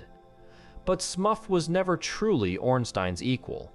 Smuff was rejected from the Four Knights of Gwyn because of his grotesque appetite for his victims, his habit of grinding their bones and adding them to his food. He was powerful, yes, but he was also viewed as distasteful, unworthy of the highest honors. This created a hierarchy even within their partnership, Ornstein as the true knight, noble and honored, and Smuff as the powerful but disrespected executioner. When one falls in battle and the other absorbs their power to continue the fight, we see something telling. If Ornstein falls first and Smuff absorbs his power, Smuff seems almost reverent, as if finally achieving recognition. If Smuff falls first and Ornstein absorbs his power, there is no such reverence, merely the practicality of using available resources to continue the fight. The respect was never mutual, the partnership never truly equal, and what were they guarding ultimately? An illusion.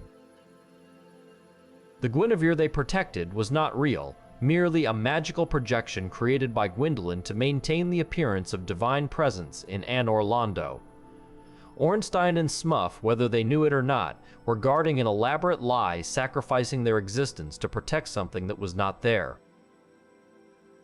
Their duty, like so many duties within the system, was to maintain an illusion that the Age of Fire still functioned, that the gods still reigned, that everything was fine when nothing was fine. The case of the Dark Moon Blades, Gwendolyn's covenant of warriors who hunt the guilty, provides yet another layer of corruption in relationships and purpose. These warriors swore oaths to serve the Dark Moon, to punish those who sinned against the gods. They were supposed to be agents of divine justice, maintaining order and punishing wrongdoing. But what constitutes sin in a broken system? What is guilt when the laws themselves are corrupt? The Dark Moon Blades punish those who invade other worlds, who kill innocents, who commit various crimes.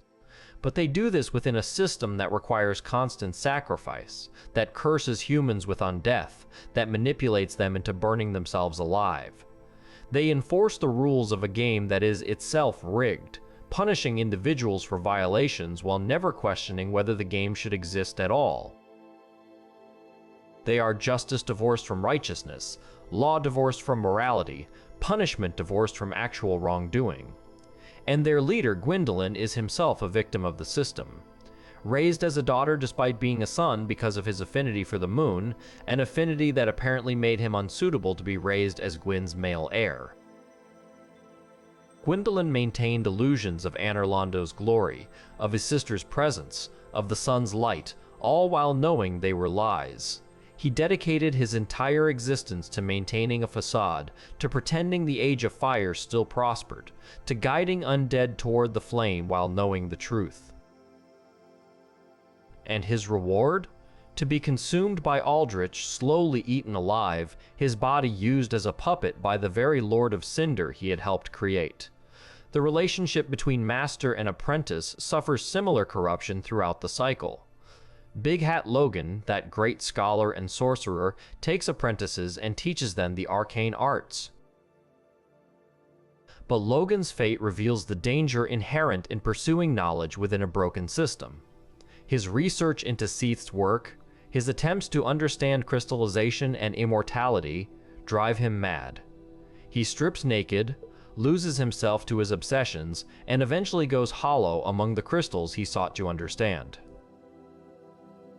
The pursuit of knowledge, which should be enlightening and elevating, becomes corrupting and destructive. Logan's apprentice Griggs watches his master descend into madness, helpless to prevent it. What must this be like? To admire someone, to learn from them, to respect their genius, only to watch them lose themselves to the very knowledge they pursued. And what lesson does this teach? That curiosity is dangerous? That some knowledge should not be pursued? That the search for understanding will inevitably lead to madness? The cycle poisons? Even the noble pursuit of learning, transforming it from enlightenment into corruption. Laurentius of the Great Swab, a pyromancer who teaches the chosen undead the pyromancy arts, represents another tragic master-student relationship. Laurentius is kind, genuine, thankful to the chosen undead for rescuing him from the depths. He teaches pyromancy freely, asking nothing in return except that the student respect the flame and not do anything foolish. But if the chosen undead learns about the chaos pyromancies, those powerful but dangerous flames born from the Witch of Izalith's failed experiment, Laurentius becomes curious. He asks where you learned of such things, and if you tell him, he sets off to find this knowledge for himself. Laurentius travels to Blighttown, to the ruins of Izalith, seeking greater understanding of pyromancy. And there, in those cursed ruins where the flame of chaos still burns, he goes hollow. The chosen undead can find him later, a mindless creature that must be killed, another victim of curiosity and the pursuit of knowledge in a world where knowledge often leads to damnation. His kindness, his generosity, his genuine desire to help, none of these protect him. The system consumes the kind as readily as it consumes the cruel. Even the relationship between player and character becomes corrupted by the cycle's logic. The chosen undead and the Ashen One are controlled by the player, their actions determined by someone outside their reality. From within the game world, this must appear as fate, as destiny, as some external force guiding their actions. The characters have no free will in the traditional sense. They do what the player commands, go where the player directs, kill whom the player targets. They are puppets, though they cannot perceive their strings. This creates a disturbing parallel with how the cycle treats everyone within it. The undead believe they have choice, believe they are making decisions, but the system is designed to funnel them toward one outcome, linking the fire. The options presented are not genuine choices, but predetermined paths. The serpents manipulate, the firekeepers guide, the prophecies shape expectations, and the curses create urgency, all working together to ensure that the undead arrives at the kiln and burns. Their free will is as illusory as the chosen undead's autonomy from the player controlling them. But here the game does something interesting. It allows the player to make choices that diverge from the expected path. You can kill NPCs who are supposed to help you. You can refuse to link the fire. You can seek out hidden endings. The game provides agency even while demonstrating how systems try to constrain it. This is perhaps the most profound statement Dark Souls makes, even in a world designed to eliminate choice. Even in a system optimized to funnel everyone toward one outcome, genuine alternatives can still be found if you are willing to look for them, willing to defy expectations, willing to say no to what you are told is inevitable. The Covenants themselves, those organizations that players can join, represent attempts to find meaning and community within the cycle, but they too are corrupted by it. The Warriors of Sunlight seek cooperation and jolly companionship, which sounds lovely until you realize they are helping others progress toward the flame. The Princess's guards serve Guinevere, not knowing she is an illusion. The Chaos Servants collect humanity for a purpose that has already failed. The Dark Wraiths steal from other humans while claiming to serve humanity. The Dark Moon Blades enforce divine law that is itself unjust. Every covenant promises purpose, community, belonging, and everyone ultimately serves the perpetuation of a broken system. This is perhaps the loneliest aspect of the cycle. Even your attempts to connect with others, to find meaning through community and shared purpose, become corrupted and turn toward the system's ends. You cannot escape through cooperation any more than you can escape through isolation. The cycle has infiltrated every possible relationship, corrupted every form of community, ensuring that even your bonds with others ultimately serve to perpetuate your own exploitation. The fair lady, Quelaag's sister, embodies this loneliness perfectly. She sits in her chamber, blind and in constant pain, speaking in a language most cannot understand, collecting humanity from those who join her covenant. She is kind, gentle, grateful for any company. But she is also utterly isolated, her sister dead, her mother lost, her family scattered, her purpose impossible to achieve. And when she dies, if she dies, does anyone mourn her except the player? Does anyone even know she existed? She is a tragedy that occurs in near-complete isolation, a suffering that unfolds without witnesses, a death that changes nothing. This isolation extends even to geography. The world of Dark Souls is physically fragmented, kingdoms separated by impossible distances or dangerous territories. Travel between them is difficult, deadly, available only to those strong enough to fight through whatever horrors lurk between. This physical fragmentation mirrors the social fragmentation. People are isolated from each other not just emotionally or socially, but literally, physically separated by vast gulfs filled with monsters and death. And what happens in this isolation? People go hollow alone. They lose themselves without anyone to notice or care. They die without anyone to remember them. The undead you encounter throughout your journey, those hollow creatures that attack on sight, How many of them were once people with names, with stories, with loved ones? How many of them went hollow while traveling alone, fighting alone, dying alone in some dark corner of the world? The cycle does not just kill people, it ensures they die. Forgotten, their stories untold, their existence erased. Solaire's quest to find his own son takes on additional tragedy in this context. He seeks meaning through a personal goal rather than through the system's objectives. He wants his own son, his own purpose, his own reason to exist, beyond linking the fire or ushering in darkness. This should be admirable, an individual carving out personal meaning in a world that tries to impose universal purposes. But the world does not allow for such individuality. His son becomes a parasite. His personal meaning becomes his madness. Even attempting to find purpose outside the system's prescribed narratives leads to tragedy. And yet, there are small moments of genuine connection that shine through despite everything. The chosen undead can help various NPCs throughout their journey, saving Laurentius from the depths, freeing Griggs from his cage, liberating Big Hat Logan, rescuing Rhea from the tomb. These acts of kindness accomplish little in the grand scheme. Most of these characters will eventually go hollow or die regardless, but in the moment, they matter. They are brief instances of one person helping another without it being part of some grand prophecy or system requirement. They are human decency existing despite rather than because of the world's structure. When Solaire thanks you for your cooperation, when Laurentius teaches you pyromancy out of gratitude, when Sigmire shares a toast with you after you help him. These moments are real. They are not illusions like Guinevere. They are not manipulations like the Serpent's guidance. They are genuine expressions of connection between two beings who are both struggling through an impossible situation. The system has not corrupted these specific moments, even if it has corrupted the overall context in which they occur. This is perhaps the most important thing to understand about the perpetuated cycle. It has not destroyed everything good.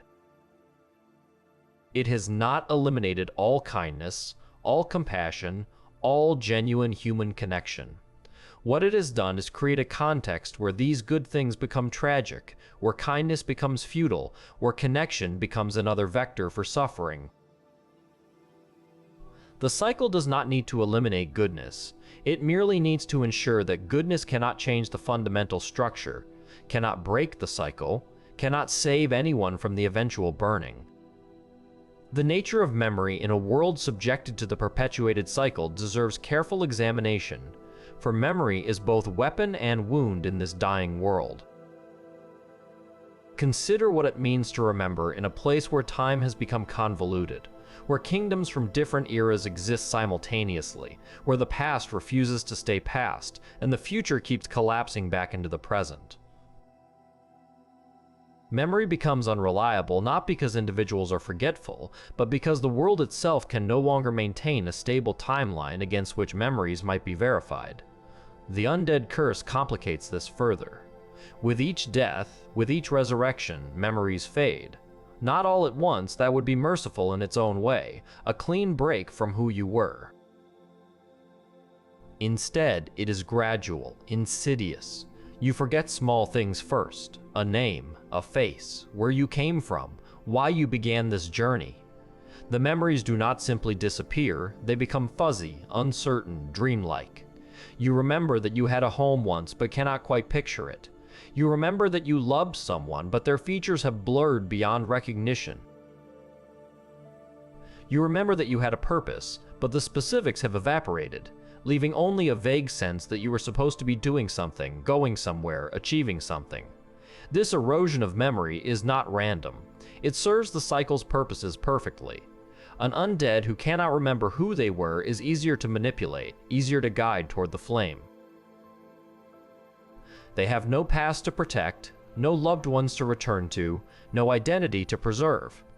They become hollow in the metaphorical sense long before they become hollow in the literal sense. The curse strips away everything that makes them individual, leaving only the generic category of undead, and undead have one purpose: to link the fire or fail trying. But some memories persist. Some things are too fundamental, too deeply etched into the soul to be erased by death and resurrection. The Fire Keepers remember their duty even when they cannot remember their names. The Black Knights remember their orders even when they have forgotten their lord. Sigmire remembers that he was once a knight who helped people, even as he forgets the specifics of his own daughter's face. These persistent memories are not comfort, they are chains. They keep individuals bound to purposes that no longer serve them, to duties that have become meaningless, to identities that bring only suffering. The architecture of Lordran and Lothric tells stories through memory encoded in stone. Every building, every bridge, every castle wall remembers a time when it served a living purpose. The Undead Burg was not always a gauntlet for cursed humans. Its buildings remember being homes, its streets remember commerce and community, its walls remember protecting citizens rather than merely funneling sacrifices. But these buildings cannot speak their memories. They can only stand and endure as they are repurposed, as their original meanings are overwritten by the cycle's needs. Anor Londo particularly exemplifies this memorial architecture. The city maintains its grand appearance, its golden spires catching illusory sunlight, its vast halls suggesting divine majesty. But this is memory as performance, memory as propaganda. The city remembers what it was and insists on maintaining that appearance even though the reality has fundamentally changed. It is a memorial to itself, a monument pretending to be a living city, architecture engaged in an elaborate act of denial about its own abandonment. The archives in particular, those vast libraries of accumulated knowledge, represent humanity's attempt to preserve memory beyond individual lives. Here, supposedly, wisdom is stored for future generations. Here, the great minds record their discoveries so that others might build upon them. But what happens to archives in a world of dying? Seath the Scaleless fills the Duke's archives with his mad research, his failed experiments, his increasingly unhinged notes about crystallization and scales. Big Hat Logan, that brilliant scholar, goes mad reading these notes, suggesting that some memories are infectious, some knowledge actively harmful to those who acquire it. The archive should be humanity's triumph over forgetting, wisdom persisting beyond the death of individuals, accumulated knowledge allowing progress. Instead, they become tombs of dangerous ideas, repositories of madness that infects those who seek understanding.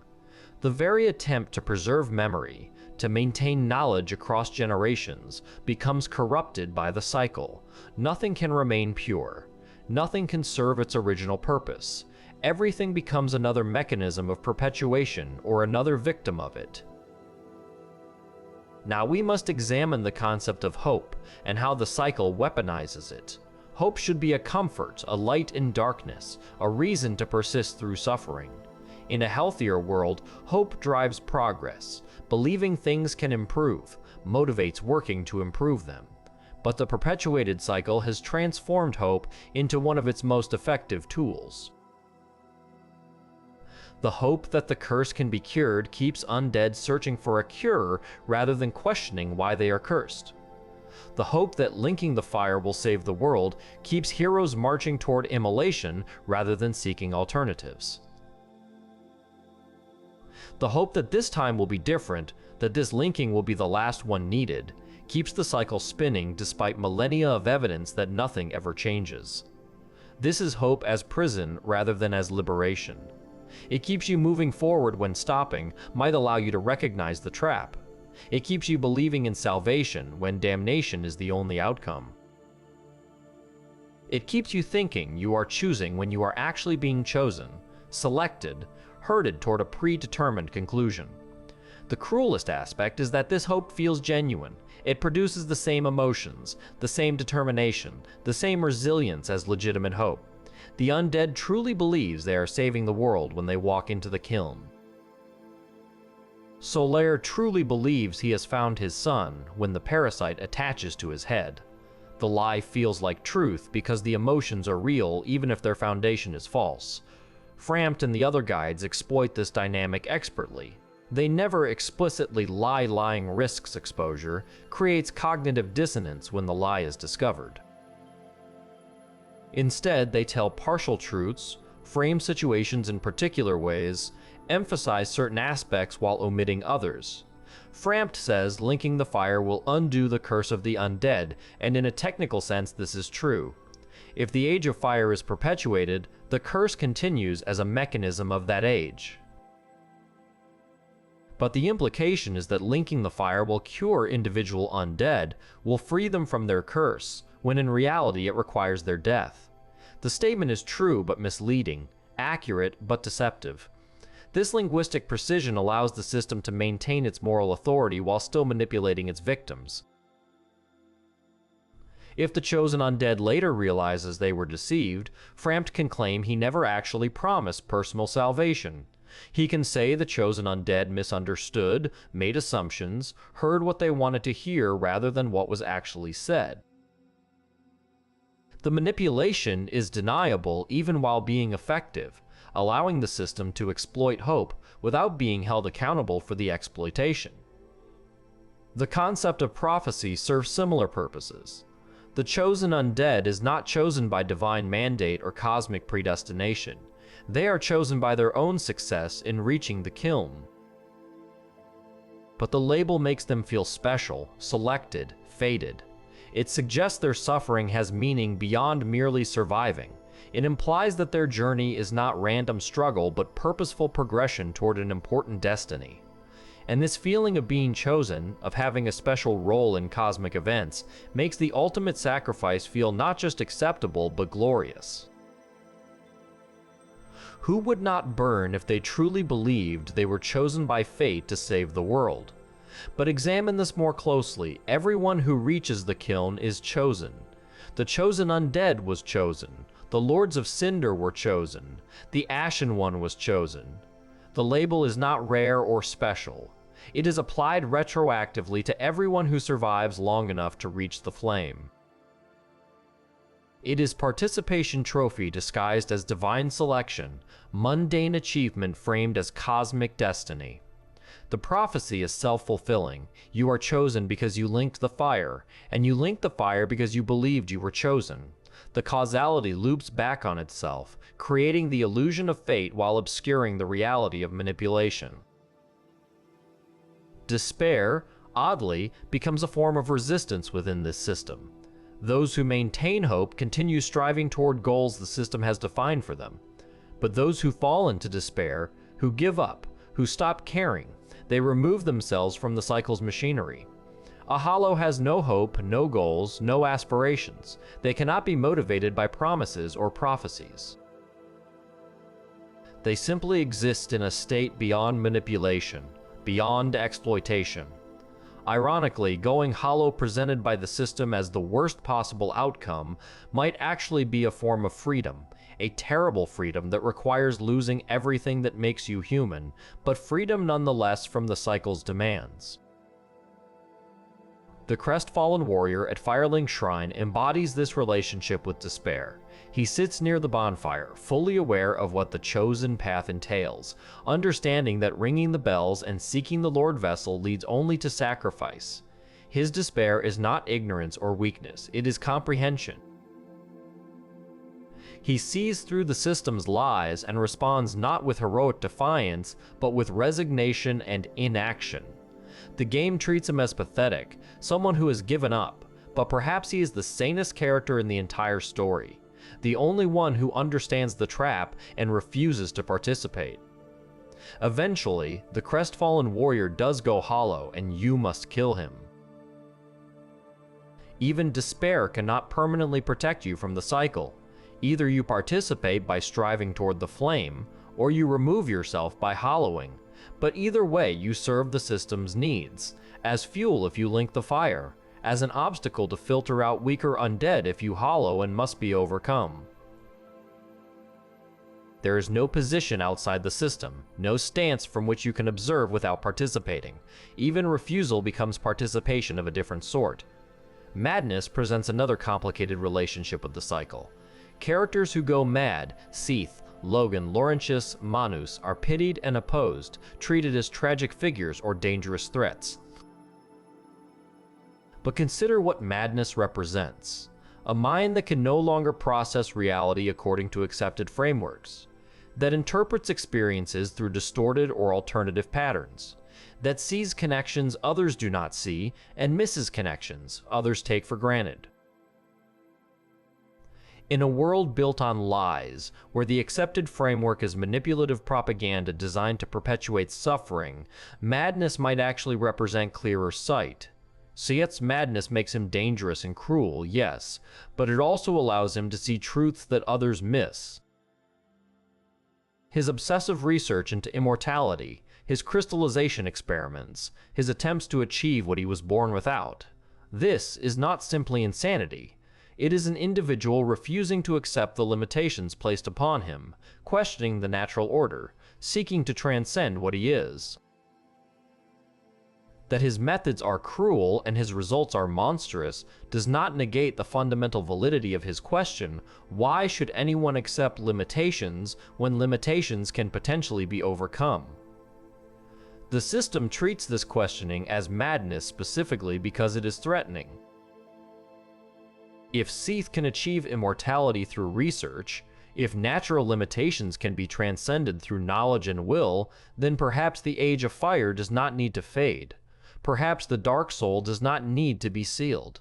Perhaps the entire framework of inevitability that justifies the cycle's sacrifices is simply another lie. Seath's madness is dangerous not because he is irrational, but because his rationality follows premises that threaten the established order. Big Hat Logan's fate parallels this. His pursuit of knowledge, his brilliant mind seeking understanding, these are virtues in most contexts. But in the Duke's archive, studying Seath's work, Logan discovers things that break his mind. What exactly he learns is never explicitly stated, but the implication is that some knowledge is incompatible with sanity, that understanding certain truths requires becoming something other than what you were. Logan strips naked, loses his speech, becomes something between human and hollow. But in that state, does he understand things that sane minds cannot grasp? Is his madness a descent or a transcendence? The game presents these questions but cannot answer them, because answering would require taking a position on the nature of reality within the game world. If madness represents clearer sight, then the whole structure of the game, the player following the path to link the fire, the framing of this as heroic becomes suspect. If madness is simply madness, then the game maintains its moral clarity, but loses its philosophical depth.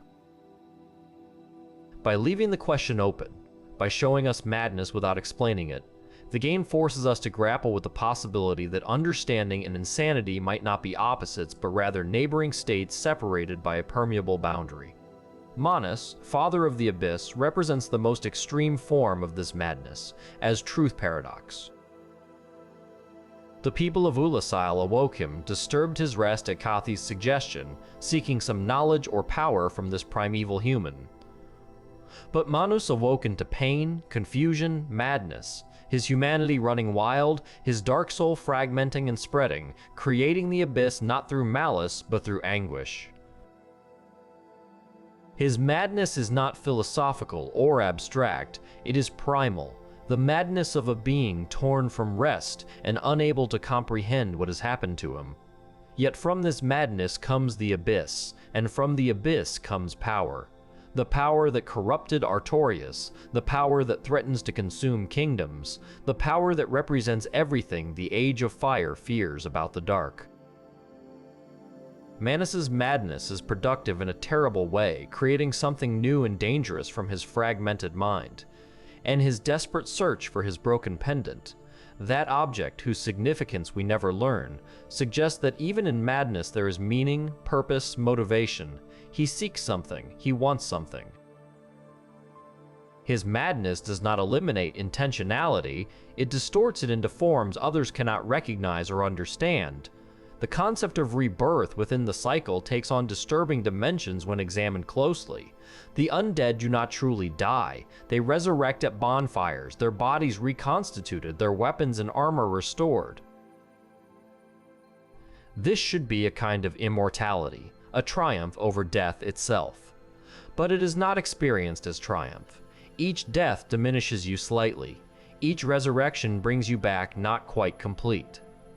Eventually, you will hollow, losing yourself entirely even though your body persists.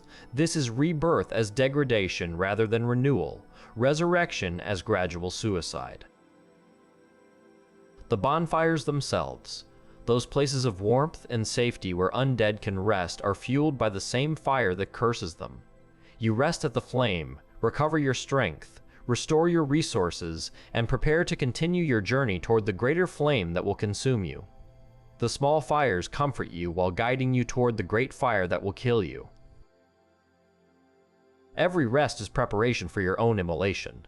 Every moment of safety is bought with the currency of your eventual sacrifice. The system provides comfort specifically to keep you functional enough to reach your doom. Firekeepers tend these bonfires, maintaining them, ensuring they burn steadily to provide rest for weary undead.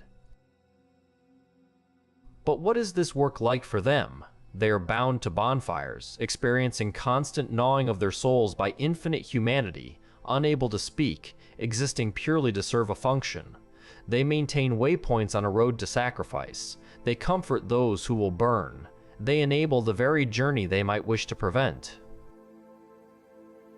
If Firekeepers have opinions about the cycle, and the one in Dark Souls 3 suggests they do, they are forbidden from expressing them, reduced to silent servants of a system that consumes those they must care for. The relationship between Firekeepers and undead mirrors the relationship between the system and everyone within it. The Firekeepers seem to care, seem to want to help, seem to provide genuine comfort. But they are also mechanisms of the cycle, part of its infrastructure, unable to offer true alternatives. An undead might feel cared for at a bonfire, might feel that the Firekeeper is their ally, but the comfort provided is always in service to continuing the journey, never in service to finding an exit from it. This is care as control, kindness as coercion, the appearance of assistance masking the reality of exploitation. Resurrection also eliminates the finality that gives death meaning. When death is permanent, it creates urgency. Act now, because you will not have another chance.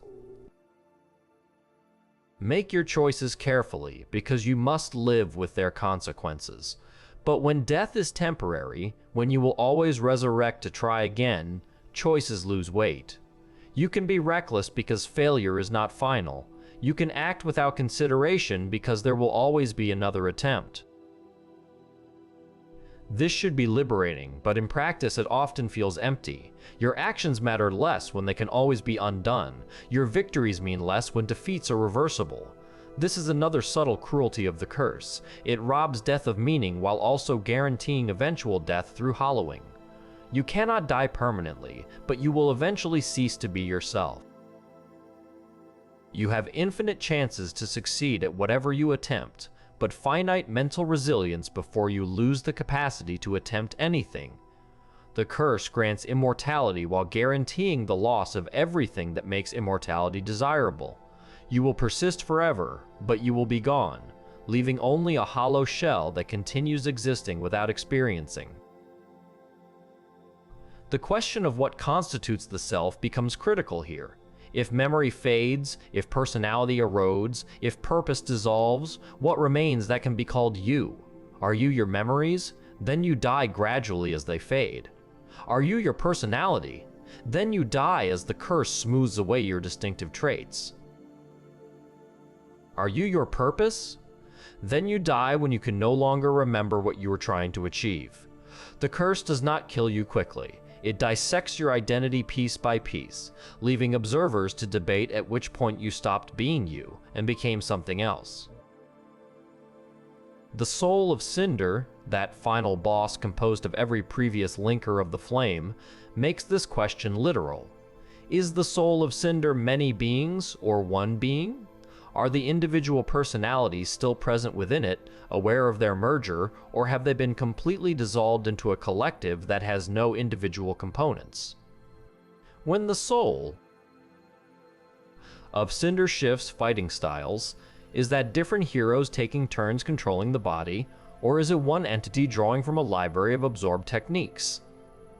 The game does not answer, cannot answer, because the question reveals how the cycle has destroyed even the category of individual identity. If you link the fire, you become part of the soul of Cinder. Your techniques, your achievements, your struggles, all absorbed into the amalgamation that guards the flame. Future players will fight you without knowing it, encountering your fighting style as one among many, your personality dissolved into the collective. This is the final indignity, even in death. Even after sacrificing yourself to save the world, your individual identity is erased. You do not become a celebrated hero whose story is told. You become part of an anonymous mass, distinguished only by which attacks you contributed to the shared moveset. And yet, there are moments of beauty in this dying world. The sun setting over Anor Londo casts golden light across marble and stone. The views from various locations reveal vistas of impossible grandeur. The architecture, though repurposed and corrupted, still demonstrates remarkable craft and artistic vision. These moments of beauty are not negated by the system's cruelty. If anything, they become more poignant because of it. Beauty persisting in a dying world is more moving than beauty in a thriving one, because it represents defiance, a refusal to surrender aesthetic value even when practical value has been exhausted. The music that accompanies various encounters similarly provides moments of transcendence. The boss themes are not simply dramatic or intense, they are tragic, melancholic, elegiac. They mourn what is being lost even as they celebrate what briefly is. The music for Gwyn, Lord of Cinder, is not triumphant or martial. It is quiet, sad, a single piano playing a simple melody that suggests the passage of time, the fading of glory, the end of ages. Fighting a hollowed god while this music plays transforms combat into tragedy, makes killing into mercy, frames the player's victory as loss for everyone involved. These aesthetic moments, the beauty of architecture, the tragedy of music, the grandeur of vistas, provide something the cycle cannot corrupt, meaning that exists independent of purpose. The view from Anor Londo does not serve the cycle. The music does not guide undead toward the flame. The architecture does not filter or process sacrifices. These things simply are, beautiful and tragic and present, offering brief respites from the relentless logic of exploitation and sacrifice. They remind us that the world was built for reasons beyond the cycle, that it once had purposes that were not oriented toward perpetuation, that before the rot set in there was genuine creation rather than mere maintenance of what was. Perhaps, in the end, the deepest tragedy of the perpetuated cycle is not what it does to individuals or civilizations, but what it reveals about the nature of existence itself. For what is the cycle but an extended metaphor for how we relate to endings in our own lives, in our own world? Gwyn faced the natural conclusion of his age and could not accept it. He saw darkness approaching and interpreted it not as change but as apocalypse, and in that interpretation, in that refusal to accept what must be accepted, he created suffering that would echo across millennia. We have walked together through kingdoms long dead, through the stories of heroes who became fuel, through institutions corrupted into machinery of sacrifice. We have seen how hope becomes chains and how purpose becomes prison. We have witnessed the slow dissolution of identity, the gradual erosion of memory, the transformation of everything good and noble into mechanisms that perpetuate suffering. And we have asked again and again whether any of it was necessary, whether any of it served anyone, whether any of it could have been different. The answer perhaps is both yes and no. Yes, it could have been different. Gwyn could have let his age fade, could have guided his people toward the dark rather than sealing it, could have trusted humanity rather than cursing it. But also no, It could not have been different, because Gwyn was what he was, a being who had fought to create his age, who had sacrificed to build his world, who could not distinguish between the world and himself. To let the age fade would have felt like suicide. To embrace the dark would have felt like betrayal. He could no more accept the end of the Age of Fire than he could accept the end of himself. This is the terrible empathy the story demands, understanding that the architect of all this suffering was himself suffering, that the one who cursed humanity was himself cursed by his own nature, that the system which destroys everyone was built by someone who was already being destroyed by his own inability to let go. Gwyn's crime was not malice but fear. His sin was not cruelty but love. Love for what he had built, love for his age, love for a world he could not imagine existing without him. And that love, that attachment, that inability to release what must be released, created an engine of suffering that would grind on for thousands of years after he himself was reduced to a hollowed husk. The chosen undead standing before the first flame faces a choice that is not really a choice. Link the fire and perpetuate the cycle, letting it continue for another age, buying time at the cost of your own existence. Or let it fade and usher in the Age of Dark, accepting change even though you cannot know what that change will bring. Both options are presented as meaningful, as world-altering, as consequences that matter. But perhaps the real truth is that individual choices matter very little when the system itself is broken. You can link the fire or let it fade, but either way, the underlying problem, the refusal to accept natural endings, the fear that drives artificial perpetuation, the inability to trust in what comes after, remains unaddressed. The Ashen One in Dark Souls 3 receives one additional option, using the first flame to paint a new world entirely, to create rather than merely preserve or allow to fade. This represents something different, not choosing between existing options, but creating new possibilities. The painted world built from the dark soul as pigment, that cold but gentle place the young painter promises, represents imagination as resistance. When all paths lead to suffering, sometimes the answer is not to choose a path, but to forge a new one entirely. When all options perpetuate the system, sometimes the answer is to step outside the system's framework entirely and create an alternative the system never conceived of. But even this hopeful alternative comes at tremendous cost. Gale had to go mad collecting the Dark Soul. The painted world of Ariandel had to burn away. The painter had to wait centuries for someone to bring her the pigment she needed. The Ashen One had to defeat every Lord of Cinder, had to drag them back to their thrones against their will, had to prove themselves capable of linking the fire before they could choose not to.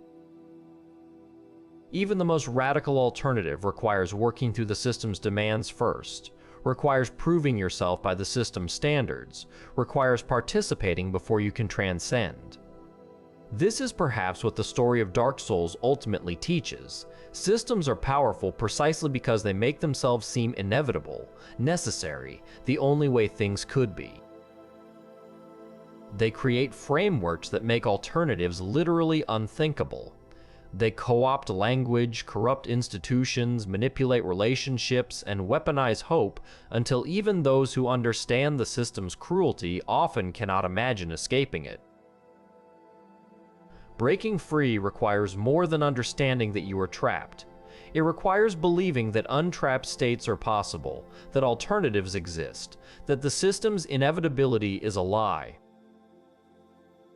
And yet, as our journey reaches its end, we must acknowledge an uncomfortable truth. Many players, many chosen undead, many Ashen Ones, will link the fire not because they are fooled or manipulated, but because they understand the choice and believe it is right. They will look at the alternative, letting the fire fade, allowing the Age of Dark, accepting that the world they know will end. And they will decide that perpetuating the cycle is preferable. Not because they are stupid or weak, but because the fear of the unknown is real. The attachment to what exists is genuine, and the hope that maybe this time will be different has not yet been exhausted. This is the final cruelty of the cycle. It does not work primarily through deception. It works through truth. The truth that change is frightening, that endings are painful, that what comes after cannot be known with certainty. Gwyn's lie was not that the dark would be apocalyptic. His lie was the omission. He never mentioned that his alternative would be worse, that perpetuation would cost more than transition, that extending his age would require sacrificing countless lives across countless generations. He presented one horror while concealing another, larger horror, letting people choose between the terrifying unknown and the familiar, comfortable present. So what do we take from this long, dark story? What wisdom can be extracted from this chronicle of suffering and sacrifice, of corrupted institutions and manipulated heroes, of a world slowly dying because it was never allowed to die quickly? Perhaps simply this, that we must examine what we preserve and why we preserve it. We must question whether our attachments serve us or whether we have become servants to our attachments. We must ask whether the traditions we maintain, the structures we uphold, the systems we perpetuate, whether these things exist because they are good or simply because they exist, because they are familiar, because changing them is frightening. The world of Dark Souls is dying not because it is old, but because it is tired. It has been extended past its natural span, stretched thin across ages it was never meant to witness. And in that exhaustion, in that unnatural extension, it has become something monstrous, a world that devours its own inhabitants, that transforms hope into chains, that makes suffering into a sacrament. This is not a world that needed saving through perpetuation. This is a world that needed permission to rest, to end, to allow something new to grow from its ashes. But that permission could not be granted by those in power, because those in power were the very ones who could not imagine existing in what would come after. And so the cycle continues, has continued, will continue, until someone strong enough and brave enough and perhaps foolish enough decides that enough is enough, that the cost of perpetuation has finally exceeded the fear of change, that it is better to face the unknown dark than to burn in the familiar fire one more time. The fire dims now in our tale as it dims in that distant dying world. The darkness gathers, not threatening but patient, waiting as it has always waited, for permission to be what it is. Not apocalypse, not ending, but transition, change, the next thing that comes after the current thing concludes. And in that darkness, perhaps, there are indeed tiny flames dancing, as the firekeeper with eyes describes. Not the great consuming fire that demands sacrifice, but small sustainable flames that warm without destroying, that illuminate without blinding, that persist without requiring anyone to burn. Sleep now, and dream of painted worlds where things can be cold but gentle, where rot is not feared but accepted as part of the cycle, where endings are not fought but embraced so that new beginnings might emerge. Dream of a world that was allowed to rest when it grew tired, that was permitted to fade when its time had come, that was given the grace of a natural death rather than the curse of undying decay. Dream of firekeepers who can speak their truths, of undead who remember their names, of knights who serve purposes they choose rather than duties they inherit. And when you wake, carry with you this understanding, that sometimes the bravest thing we can do is not to fight against the inevitable, but to accept it with grace. That sometimes preservation is not virtue but vice. That sometimes the most loving thing we can offer to what we cherish is permission to end, to rest, to allow something new to grow in the space it leaves behind. The Age of Fire taught us many things, but perhaps its most important lesson was one it never intended to teach, that some endings, no matter how painful, are kinder than the alternatives we create to avoid them. The story of Dark Souls is not finished. Will perhaps never be finished as long as people return to that dying world and make their choices at the first flame. But our telling of it must end here, in this quiet moment before sleep, in this space between one breath and the next. Carry these tales with you. These chronicles of cycles and sacrifices, of heroes who became fuel and gods who became hollow. Let them remind you that systems which claim inevitability are often simply hiding alternatives. Let them whisper that sometimes the kindest thing is letting go. Let them suggest that darkness, despite everything you have been told, might not be the enemy after all. Rest now, weary traveler. The flame will still be there tomorrow if you wish to face it. The cycle will still be waiting if you wish to perpetuate it. But tonight, in this moment, you are free to simply be, to exist without purpose or duty, to rest without serving some grand design. This brief freedom, this small respite, is precious precisely because it is temporary. Morning will come with its demands and choices and the weight of systems that want to tell you who you must be and what you must do. But tonight, you belong only to yourself, to the darkness that holds you gently, to the dreams that dance behind your closing eyes. May those dreams be kind, may your rest be deep, and may you wake with the courage to question what you have been told is inevitable. For in the end, that is the only true power any of us have. Not to link the fire or let it fade, not to serve the light or embrace the dark, but simply to ask whether the choices presented to us are the only choices possible. And in that asking, in that questioning, in that refusal to accept inevitability, there, perhaps, lies the first small flame of genuine freedom, burning in the darkness, warming without destroying, offering light without demanding. We burn ourselves to sustain it. Good night, Ashen One. Good night, chosen undead. Good night to all who have walked through dying worlds and wondered whether the journey was worth the destination. Sleep now, and let the cycle spin without you for a while. Tomorrow you can decide whether to perpetuate it, or to let it finally